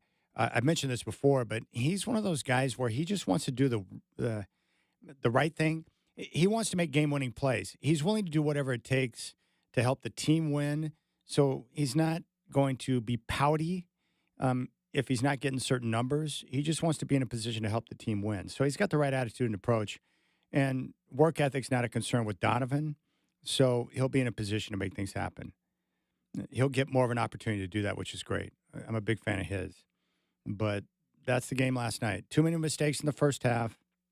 Didn't capitalize on the fast break opportunities. Too many turnovers. And this team's just not good enough to overcome that. And, the good thing is, here's the good sign. There's going to be nights, most nights in the NBA, with the way the schedule's set up, you're not going to have your best offense. Guys aren't going to make shots on a regular basis. You'll have, cold shooting streaks. I mean, that's part of the business. Even the great teams go through it. But the question is, how do you win games on nights when you don't have your best stuff? Well, the good teams do it with defense. They do it with defense. They do it with rebounding. They manufacture points. They get to the foul line. Now, the Blazers last night, their defense was great. But they didn't shoot the free throws well. And the Lakers had a big advantage at the foul line. And they didn't rebound well. So they've got to work on the rebounding. And they've got to continue to work on the details. But the defense was there. The defense got them back in the game in that third quarter. They leaned on the defense. And that's a good thing. Because how often have we been able to say that of late? So, it's a process. And, they've got to continue to work and grind. I will say this. You see it when you see them in person. I'll never blame the officiating because my approach on the officials. I assume that they're going to suck every night. So when they do, it doesn't drive me crazy. Because I don't want to get into minds. I got too many things going on in my mind. I don't need to waste extra energy getting mad at poor officiating because it is bad in all leagues and it drives me crazy. I thought last night in the Canada-USA game, they did a good job of letting those guys play, which was nice. But, yeah, the officiating's bad. But, the Lakers do get a lot of calls. LeBron does get the benefit of the doubt. I mean, that just comes with certain brands. It always has in the NBA, and it probably always will. But you see it in play last night. The leeway that certain guys in the league get. It's annoying. I can understand why it frustrates some of you. But that's not why they lost the game. They lost the game because they didn't capitalize on their fast break opportunities. They didn't shoot their free throws well. They turned it over too much. And they allowed themselves, with their poor offense in the first half, to get down by 18. And it takes a lot of energy to overcome an 18-point deficit. And they were able to come back and tie it, but they never took the lead. It was tied at 1-1, and the next time it was tied was at 81. But the Blazers never took the lead, and they couldn't, Lakers were able to just, keep a leg up on them the rest of the way. All right, we'll keep things rolling here. Chad Doing with you, Rip City Drive. Hope you're enjoying your afternoon. Man, this is another great song. I don't know what my favorite Genesis song is, but this is right up near the top. As you know, I'm down with Phil Collins, but this Genesis song, this is not a Phil song. It's a Genesis song. It's great live. It's great. The recorded version is terrific. This is a great song. All right, 503-248-0620. You can find me on social at Chad and Rip City. Trailblazers and Hornets tomorrow. Tip-off at 7 here on 620 Rip City Radio.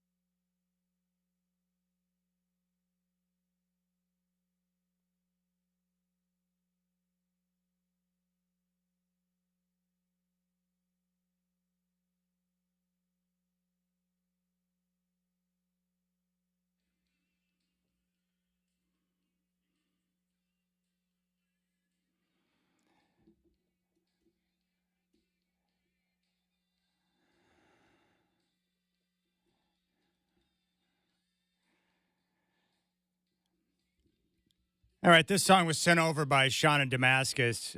It's The Tubes. And he mentioned he had come across this song the other day. He said, I think it's pretty good. No, Sean, this song kicks ass. That's why we're playing it right now. And I know my boy Steve down in Vegas approved of this decision. All right, Michael Shacker's with me now. It was Mike Oakes. Now it's Michael Shacker. He had an animal emergency. His wife cares for animals that are in need. So they're able to solve that issue, and now he's back with me. I hope you're enjoying your Friday. A lot of different things I want to get to. I have put out a couple of requests.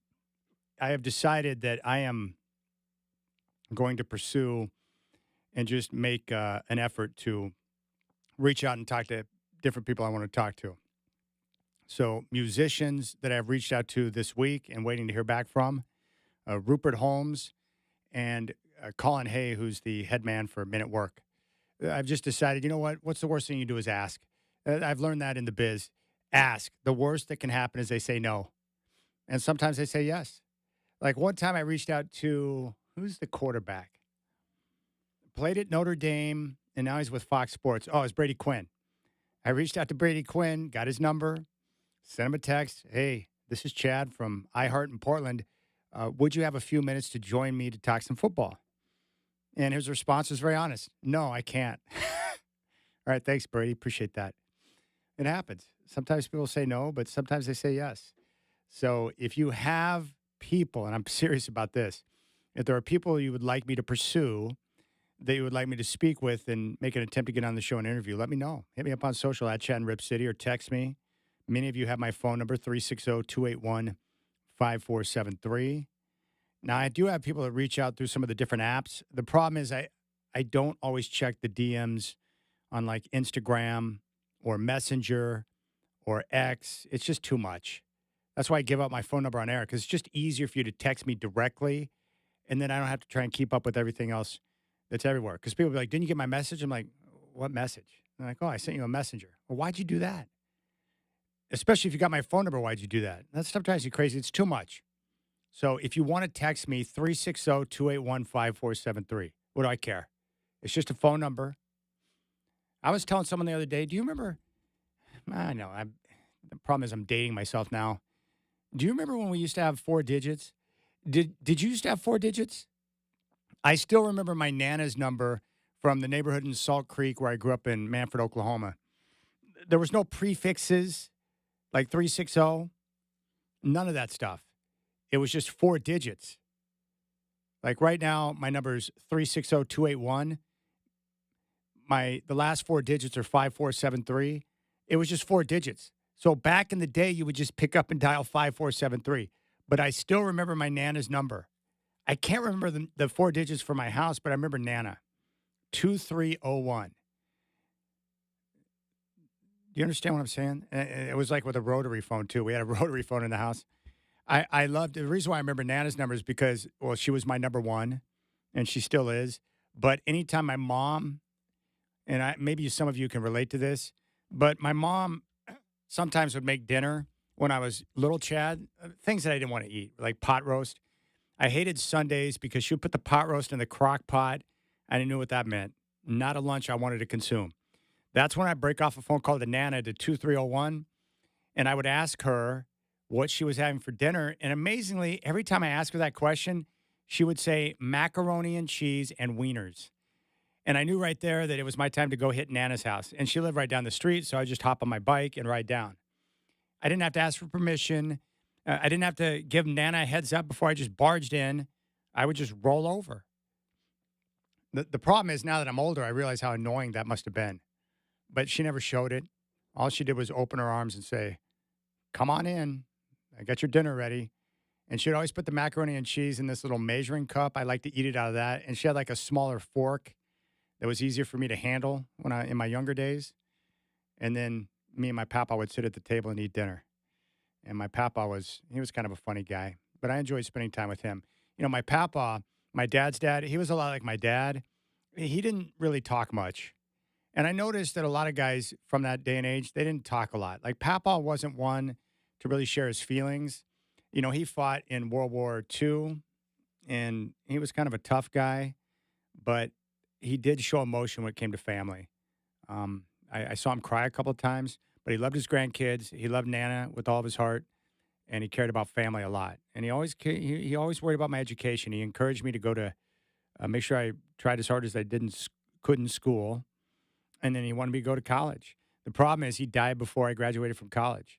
He died before my senior year in high school. And I still remember that day really well. I got up in the morning. My Aunt Elaine was in town, as were Nana and Papa. They came out during the summertime. This is like in July 1992.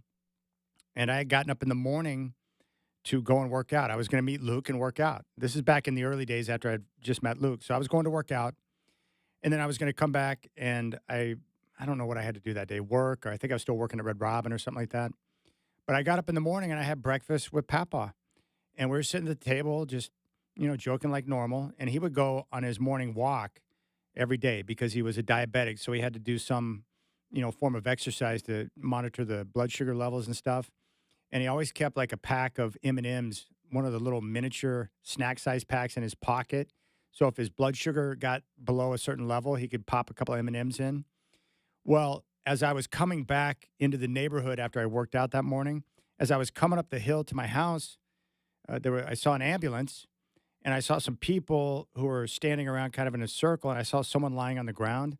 I couldn't tell who they were because I was at the bottom of the hill, so I drove up there just to take a look. And when I got up closer, I was like, oh, my gosh, that's my Nana, and that's my mom, and that's my Aunt Elaine, and my Papa was lying on the street, just on the street above where my parents' house was at, where we lived. And my Papa had gone out for his morning walk, and he had a massive heart attack on his walk, and he died right there where he fell. It was like instant. It was a massive heart attack. One of the neighborhood kids that found him, looked in his wallet, saw his last name is Doing, and he knew which house to go to. And so we drove in. I jumped back in my rig and drove straight to the hospital there in Vancouver, and he was pronounced dead. And my dad drove in from work, and my dad came into the hospital. He was crying. It was very difficult to see. But I enjoyed those times. Those memories I have are great. And my Papa was a sports fan. He was a big Bronco fan.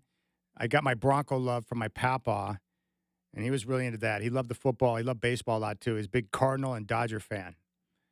And I would sit with him at his table eating my macaroni and cheese, and he would listen to baseball on the radio. I wish I could find the radio. He had a dope radio that could pull in stations from all over the place. And back then, they had those 50,000-watt blowtorches that you could pick up from, across the country. All right, let's keep things rolling. I hope you're enjoying your Friday. A little cloudy outside, but the temperatures are warming. I think we made it through without any ridiculous snowfall. I don't need that kind of stuff in my life. We got golf season coming. All right, 503-248-0620 is your telephone number. I'll talk about the fat athletes. The greatest, I think we know who the greatest fat athlete is of all time, and I'll share my favorite with you. You got the Rip City Drive with Chad Doing.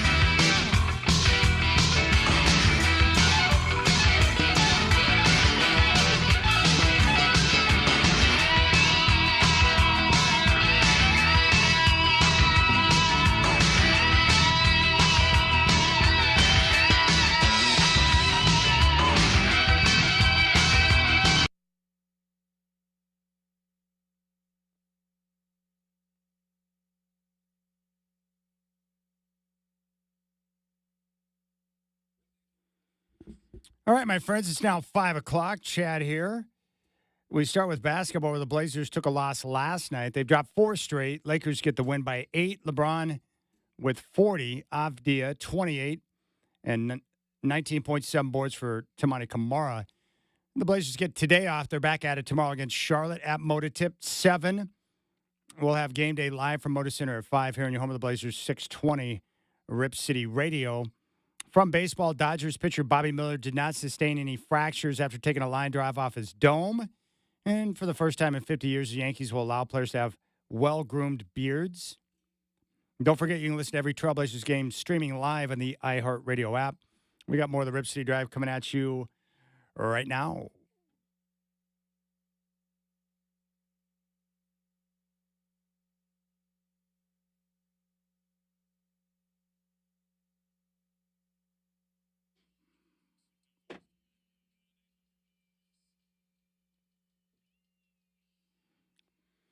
All right, there's no question the greatest fat athlete of all time is Babe Ruth.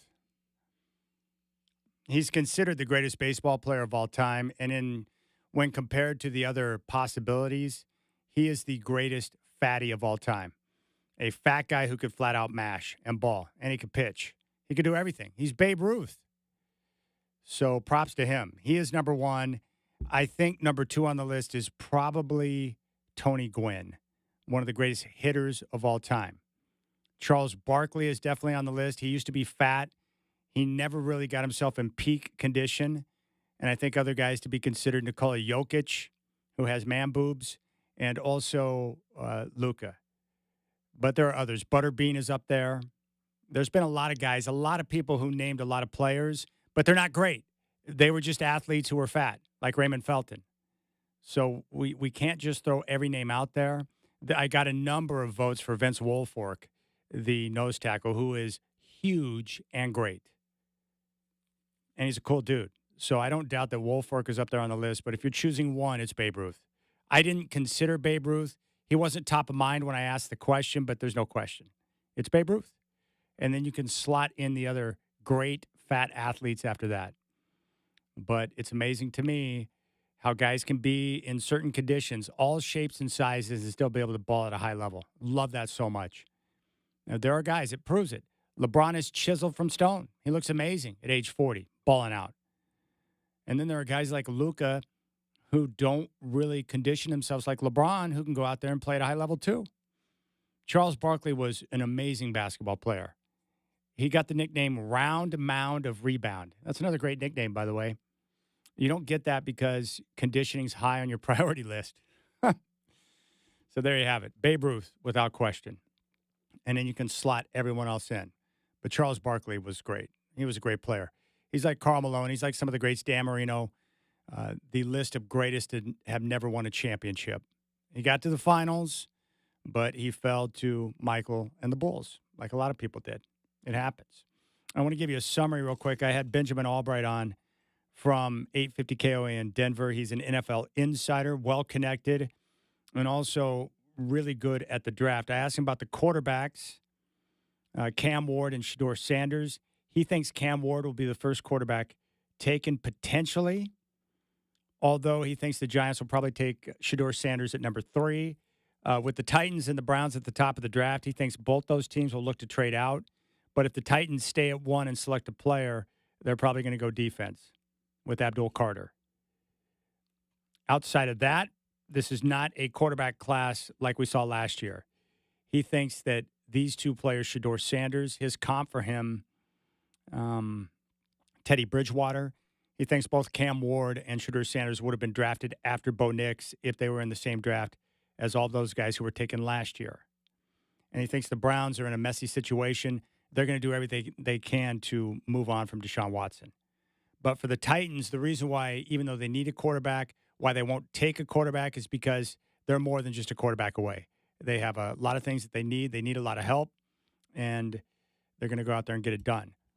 I asked him about the Raiders selecting Pete Carroll as head coach, and I asked him how that process came to be. And it was a recommendation from Tom Brady, according to Ben, that he talked to Bill Belichick. He never asked Belichick to be the Raiders head coach because Bill let him know it wasn't going to happen. But Bill Belichick is the one who recommended Pete Carroll to Tom Brady. And so that started the conversation and the process to get Pete hired by the Raiders. I think it's a great hire because Pete will bring structure. He knows how to rebuild a program, and he brings direction to a rudderless ship. But as Ben pointed out, the problem is they lack talent across the board on their roster. So it's going to take a lot of work. They do have a lot of resources to work with in terms of money and draft capital, but they have a lot of retooling to do to get themselves back to the next level.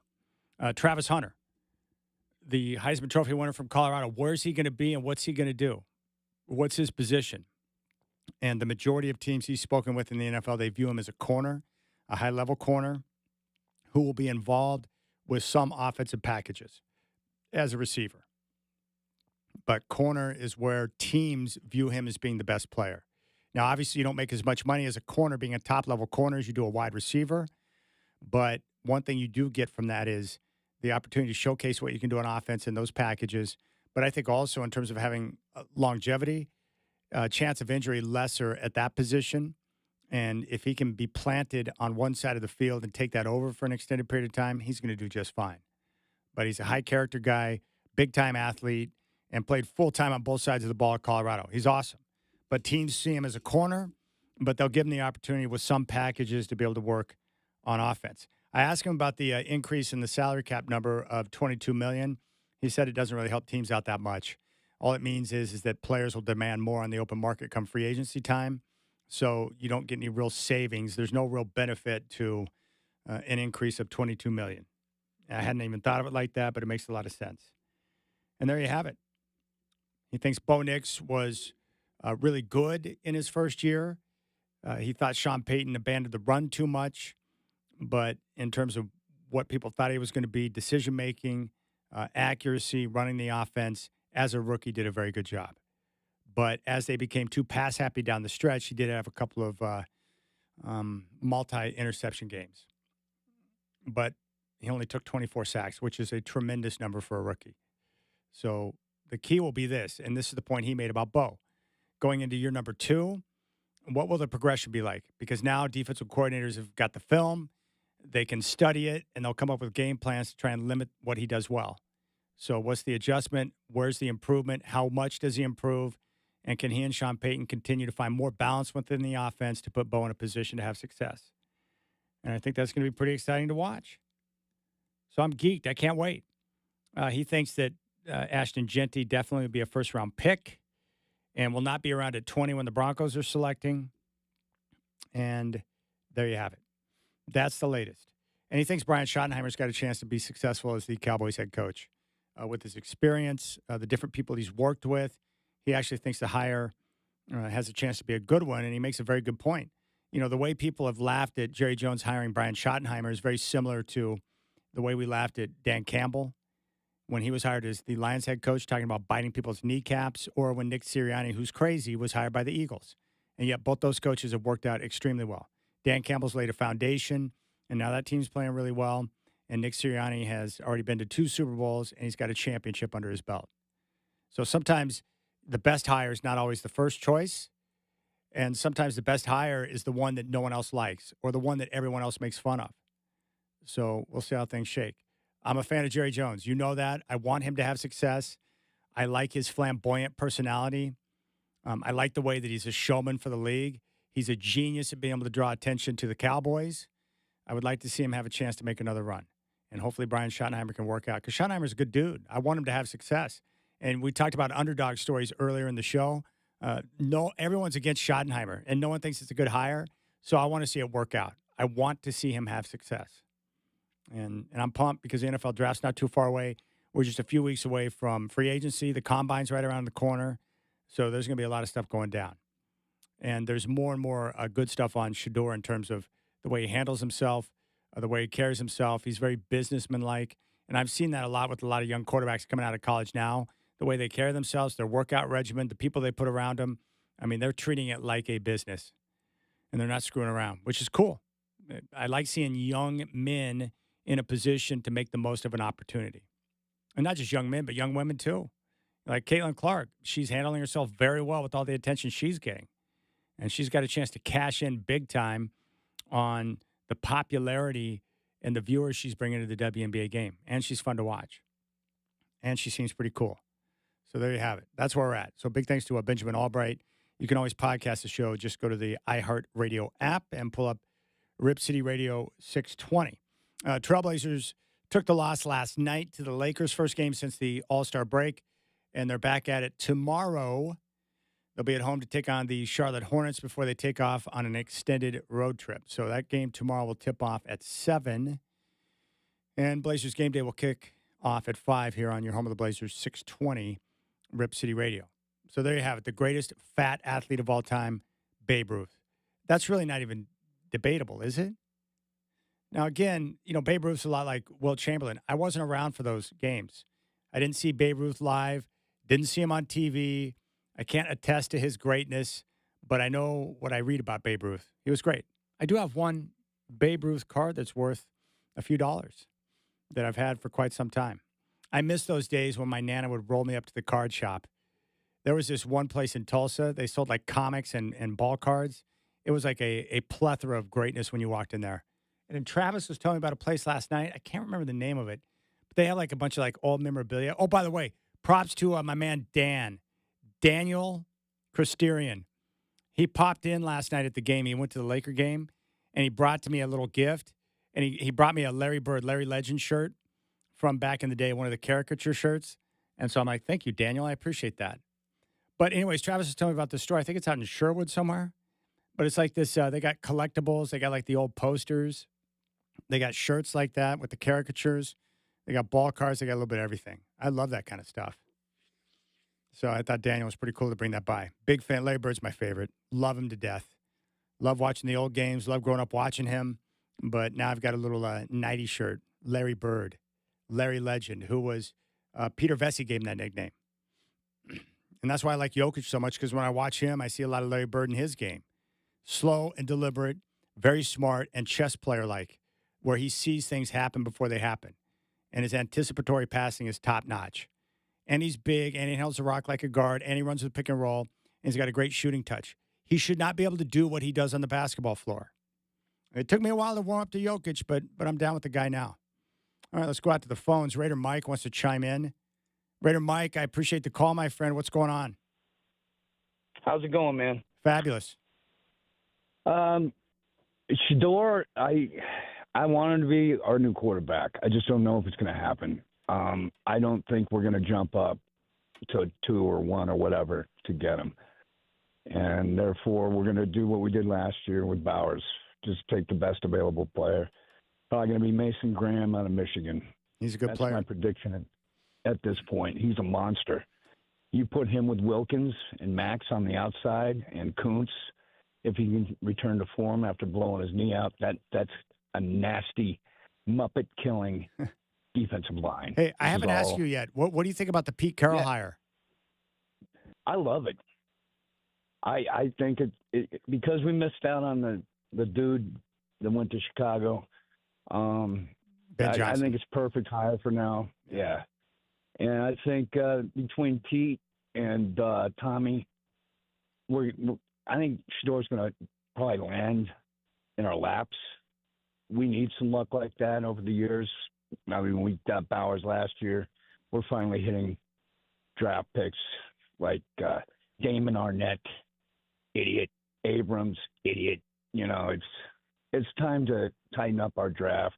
All 3 of our last year's draft picks were first, second, third round.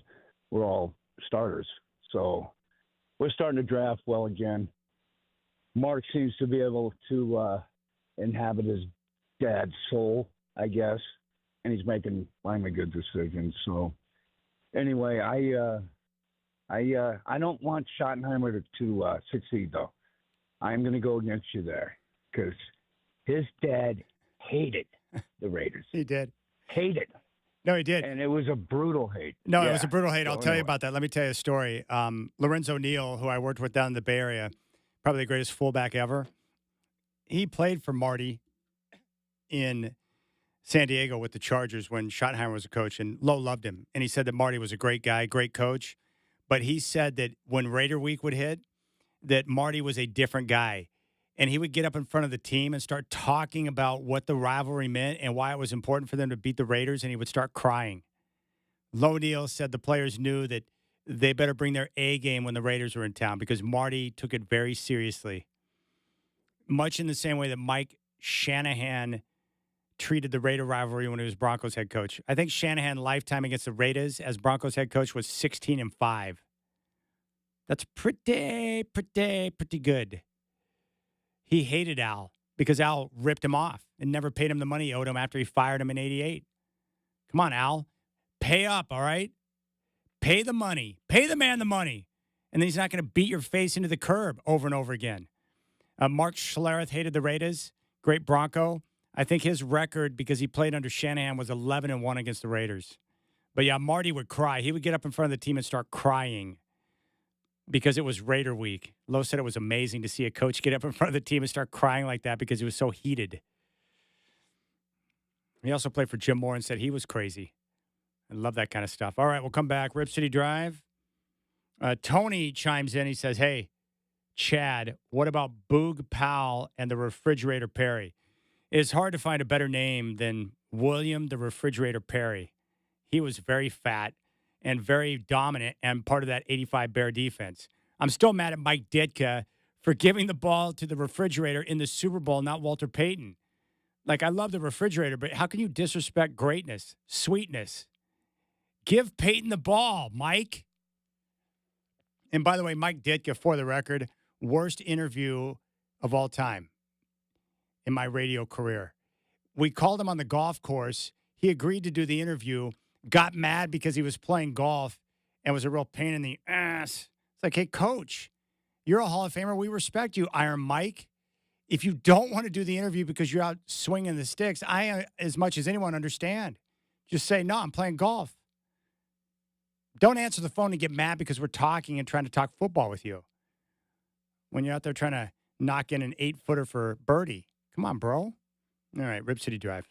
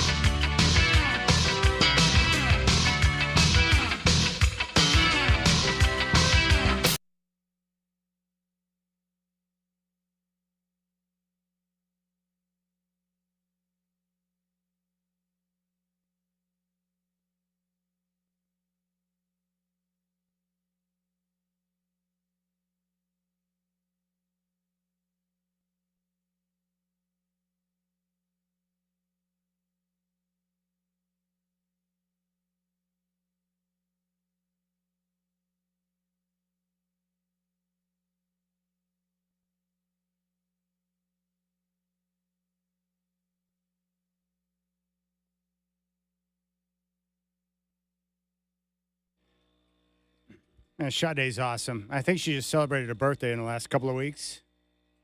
Her greatest hits album is fabulous. I really like Cherry Pie. It's not on the greatest hits album, but it's a great song. I actually looked the other day to see if she was still doing tours. I would love to see her in concert. I would love to listen to her. I wouldn't mind if she serenaded me. There's nothing about her I don't love. Very sexy voice, too.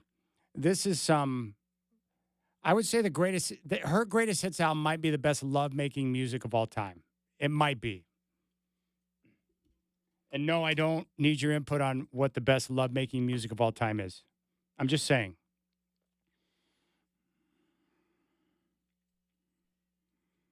All right, telephone number is 503-248-0620. You can also hit me up on social at Chad in Rip City, at Chad in Rip City, 503-248-0620. My man Tony in Boring reached out. He remembers his number from when he was younger, 775-6207. That was his first number. I still remember the number I had, which is my very own number. I think I was about 19 or 20. My dad got me a phone for my room, so my mom would stop being my answering machine, which I didn't think was cool at the time. It was 576-4405. That was very cool. I had an answering machine. This is before cell phones, but I had my own little phone in my room, which was pretty nice. Because I didn't want, because when your girlfriend calls you or something, I didn't need my mom being the go-between. That was very awkward. So I'm like, can I get a phone, please? And so that was pretty cool. And then if you want to be on the phone, you could talk later at night. I mean, again, before cell phones, I had a pager for crying out loud when I was a senior in high school. Thought that was the coolest thing ever. Had a pager. I got it from Cook Paging in town. But the pager was pretty funny, too. But a lot of guys had pagers back then. The stuff that we used to do that we thought was sweet. My buddy Jason had a pager, but the pager was pretty funny. The only problem is that I found, just like a cell phone, the problem is with the pager, when I was past curfew, my mom would start blowing up the pager. And that was bad because it was another way she could connect with me. And if I didn't return her call, she'd be upset. But I didn't want to call because I didn't want to explain why I was not home yet. It's like, Mom, you don't want to know. You think you want to know, but you don't want to know. Oh, my goodness. All right, 503-248-0620. I mentioned the matchup last night with USA and Canada.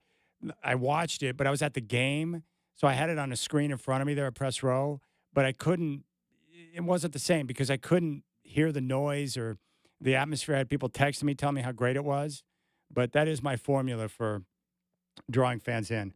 And when I'm watching an event, it doesn't matter what the sport is. If I know that the participants want to win badly and that it matters to them, and this clearly mattered to both sides, and there's a bit of a rivalry there, then I'm in. You don't have to convince me. I'll watch, I'll pay attention, and I wanted USA to win, but they fell short in overtime. Great matchup. It was a smashing success, and it got over 9 million, average of about, 9.4 million viewers in the U.S., I think close to 6 in Canada. That's a pretty good number. It was a well done, well-conceived idea, put together well, and the competition was great. And Charles Barkley chimed in and shared his thoughts. Congratulations to Canada. I'm sorry we got the tariffs on you. Heck of a hockey game. It was a great hockey game. Heck of a hockey game. So you think they were playing harder? They playing harder because of the tariff, and they didn't want to be the 51st state. That's the motivation. That's motivation. So good. I love that show so much. I love it because when I'm watching it, I see Charles on one end and Shaq on the other. I love it when Charles says stuff that amuses Shaq because Shaquille, who doesn't want to hang out with Shaq? He wasn't necessarily in the best of condition at all times, but he was such a great player, but he's such a funny guy. Like Shaq, Shaq's great to hang out with. He's cool. And Charles is a funny guy, but I do love seeing Shaq. It warms the cockles of my heart to see the way Shaq is amused by Charles. As soon as he said tariffs, Shaq started laughing. Congratulations to Canada. I'm sorry we got the tariffs on you. Heck of a hockey game. It was a great hockey game. Heck of a hockey game. So you think they were playing harder because they playing harder because of the tariff, and they didn't want to be the 51st state. That's the motivation. That's motivation. That's great, man. Shaq was greatly amused at Charles there. Oh, it's so good. That show's good. They just better not jack with it. Maybe they won't, since it's still being produced by the same people, and they're going to outsource it to ESPN. I just hope ESPN doesn't try to mess with or disturb or do anything to the show. That's all. Did I see somewhere that ESPN and Major League Baseball are ending their relationship? Is that true? I just don't want to mess with that show. That show's good the way it is. With Shaq being Shaq, Ernie Johnson trying to steer the ship, Kenny saying a bunch of stuff I have no idea what he's talking about, and they make fun of him, and then Charles and Shaq getting after one another. It's very good, very entertaining. And you're right about ESPN. No more MLB. They're ending the agreement before the contract was about to end. All right. Interesting. All right. So Major League Baseball on the move. They have severed ties with ESPN. One more year of Sunday night baseball, and then hopefully a new home. Do you like Sunday night baseball? It's lost its value over the last few years. It's still the biggest game of the week, but I remember it being bigger. Yeah, maybe it used to be. Well, back when they had Joe Morgan and John Miller on the call, man, I could listen to John Miller all day long. I think there's just too many games streaming. Before streaming, it was like the big game, and now I can watch every game, so it lost value. Remember those days with John Miller and Joe Morgan, my friends? Yeah, John Miller. I love that Barry Bonds call. Barry Bonds hit a ball where it looked like it was going to go straight out of Yankee Stadium. It's a terrific call by John Miller. It's fabulous. Now Barry Bonds comes up. Let's listen in. Number 25, Barry Bonds, designated hitter. Number 25. Bonds at slightly open stance, feet fairly close together, crowding the plate. The pitch, there's a long one to right field. Forget about it. This one is headed for New Jersey, high into the upper deck. Barry Bonds with a spectacular 3-run homer. And he has electrified Yankee Stadium. 3-0 Giants. I mean, how good is his voice? John Miller is amazing. And the cool thing is about KMBR, and the Giant games have been on KMBR for years, where you can pull up KMBR in the evening times here in Portland. And one of my favorite things was back, when I was working in the Bay, was being able to talk to John Miller. Like, certain guys have a cadence and a voice that's just soothing to my ears. And I used to love to listen to John Miller on the radio call because he would tell stories and he would talk about the game. His calls were sensational. And, of course, this is during the run when the Giants were on their way to their third championship over a very short period of time. But John Miller he's great. Terrific. Absolutely terrific. I love that call right there. That shot by Barry Bonds is ridiculous. It's amazing that he hit it that far. Bonds at slightly open stance, feet fairly close together, crowding the plate. The pitch, there's a long one to right field. Forget about it. This one is headed for New Jersey, high into the upper deck. Barry Bonds with a spectacular 3-run homer. And he has electrified Yankee Stadium. Yeah, we were talking about the greatest fat athlete of all time being Babe Ruth. Barry Bonds is probably the best baseball player I've ever seen in person. I had a chance to see him play at Colorado once. I think that's the only time. I was pretty happy, though. I made a trip up to Seattle once in '92. Got to see the A's. Saw Dennis Eckersley come out and close out the game. Got to see Mark McGwire. That was cool. I've seen a couple of good ones. I saw Gary Sheffield go wild when he was playing for the Dodgers back in '01. Me and Steve went down to California, and he kind of showed me where he grew up and stuff. But we saw Gary Sheffield when he was in a Dodger uniform. He had a big night against the Mets. Gosh, he was going off. Absolutely amazing. And then that same trip, we went to a Padre game down in San Diego, and all we wanted was an opportunity to see Trevor Hoffman come out of the bullpen to Hell's Bells, AC/DC.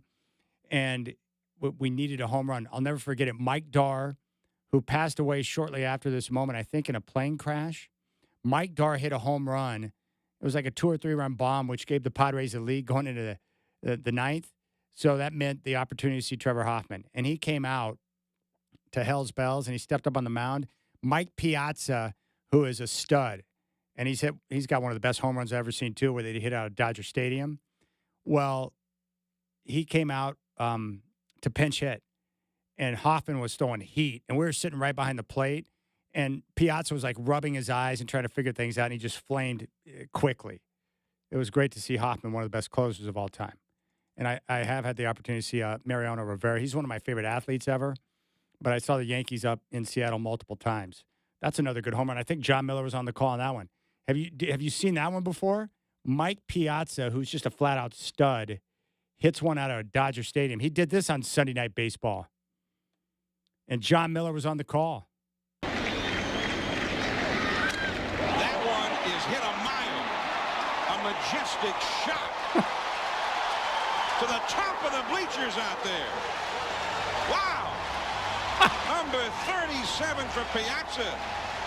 And that one may be as long as he's ever hit one.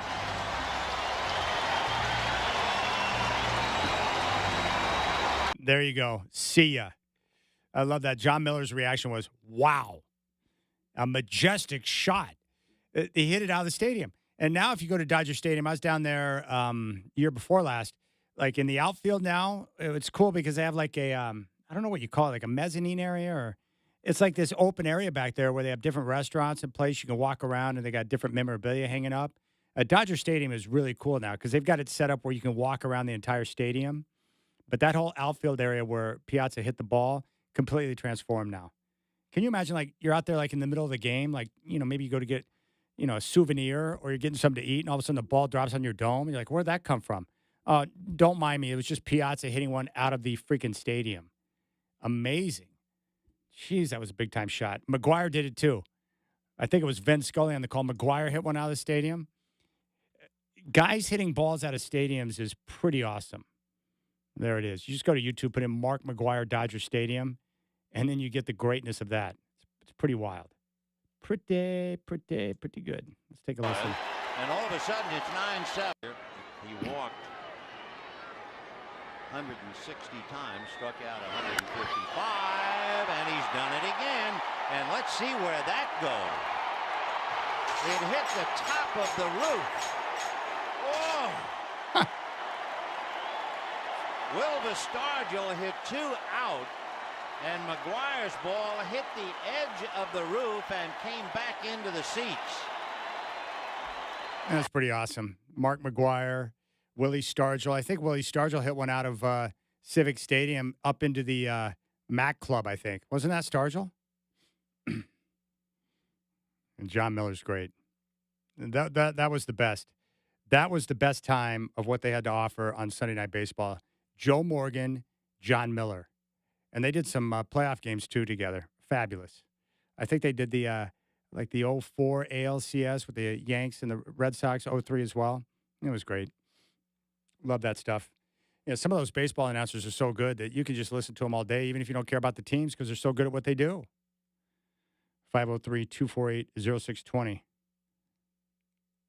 From the 503, I know you said not to say it, but No Ordinary Love by Sade is the perfect groove for getting nice with the lady.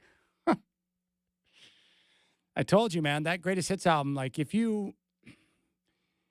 that music's playing, there's a good chance you might get lucky. That's all. And if you are getting lucky, you might as well put that on anyways. Great album. Sade's voice, silky smooth. There's Trevor Hoffman coming out of the bullpen right now. He flamed Mike Piazza, who's a badass. And you don't realize how fast the ball is coming out of those dudes' hands until you're right behind home plate. I'm just mad at my boy Steve. There was a pop-up, and it came right into his hands, but it had mad spin on it.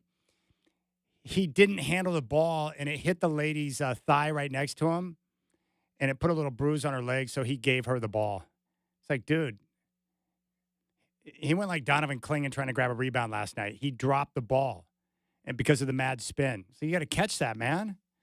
So he appropriately gave it to the lady because she had the markings on her leg. She might have been hot, too. I can't remember, but maybe that was part of his thinking there. All right. Appreciate your time. 503-248-0620. You got the Rip City Drive.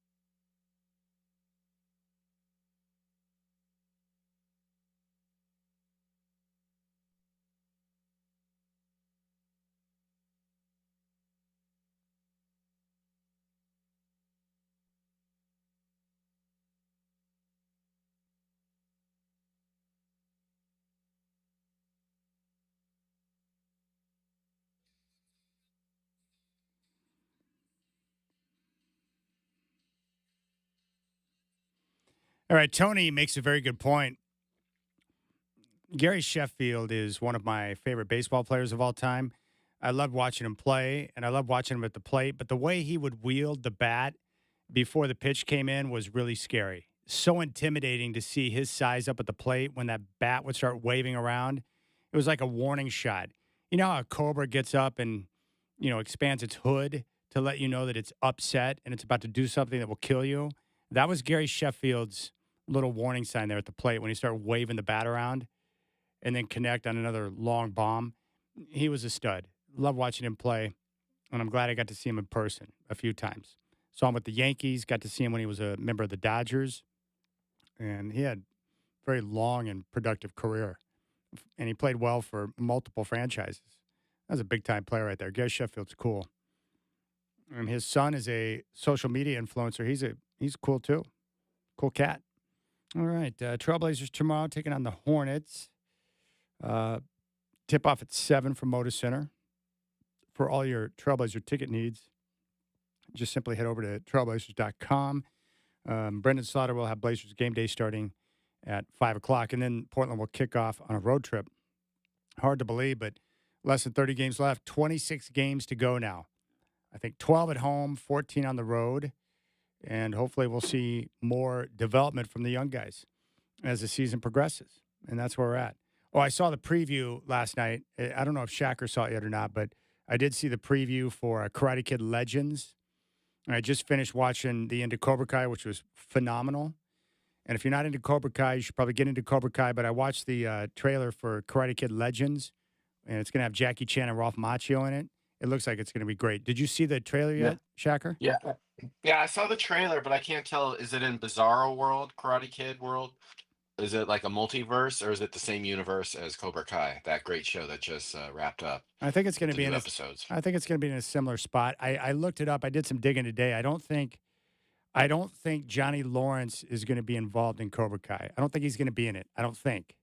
But I would imagine there'll be some reference to Cobra Kai. The theory right now is that they come to Daniel at the right time because I think it's supposed to take place like 3 years after Cobra Kai ends, where, Johnny's off. He's got his own Cobra Kai dojo's doing well. And I don't think Daniel has as many students, so it's the right time to call on him to get involved with trying to marry Miyagi-Do with something else. And we'll find out more about that when the movie hits. I don't remember seeing any trailers during the Super Bowl that got me all fired up to go to the theater. I think it's going to be this Karate Kid movie. Dude, I can't remember the last movie I saw in a theater. Maybe it might have been Top Gun, that just came out a few years ago. That might have been the last movie I saw in the theater, I think. But I'm in on this one 100%. It looks good. The trailer looks good. So I'm in. I'm glad that Ralph is going to be in it. So I'm pretty excited about that. I can't believe in so many reasons why Cobra Kai shouldn't work or some of these remakes shouldn't work, but it works. And now it gives us a chance to have another movie where they're going to build off of that. Gosh, it's good. It's really good. And, Hollywood struggled to come up with some good content of late. But, man, some of these things they're coming out with. Creed's been fabulous. And now we get Karate Kid Legends. They remade Matlock and Perry Mason. I have not watched the new Perry Mason. That I will say this. I'm very cautious when it comes to a remake of a show like the Magnum PI show without Tom Selleck. Like, that's a hard sell. Matlock without Andy Griffith is a hard sell, but I will say this, the show is good, and what's-her-name does a terrific job. What is it, Kathy Bates? Yeah, correct. Yeah, Bates. She does a good job. Yeah, the new Matlock is solid. I have not seen the new Perry Mason. Because, again, some of these shows are so iconic with their actors. Raymond Burr is phenomenal. Phenomenal. And it's one of the great TV theme songs of all time, Perry Mason. Doesn't Ozzy Osbourne have a Perry Mason song, too? Perry Mason. I think he does. Am I wrong on that, Shaq? No, they got one. Well, I'll play it to end the show. Okay. Yeah, Perry Mason. This is the last time I try to sing Ozzy on the show. I'm better off trying to sing Daryl Hall. I cannot do Ozzy. But I am a fan of guys who can laugh in song. I like guys that can laugh in song. I like misshapen athletes. I like remakes of shows that I grew up with, and now I get a chance to relive it again. Cobra Kai was great.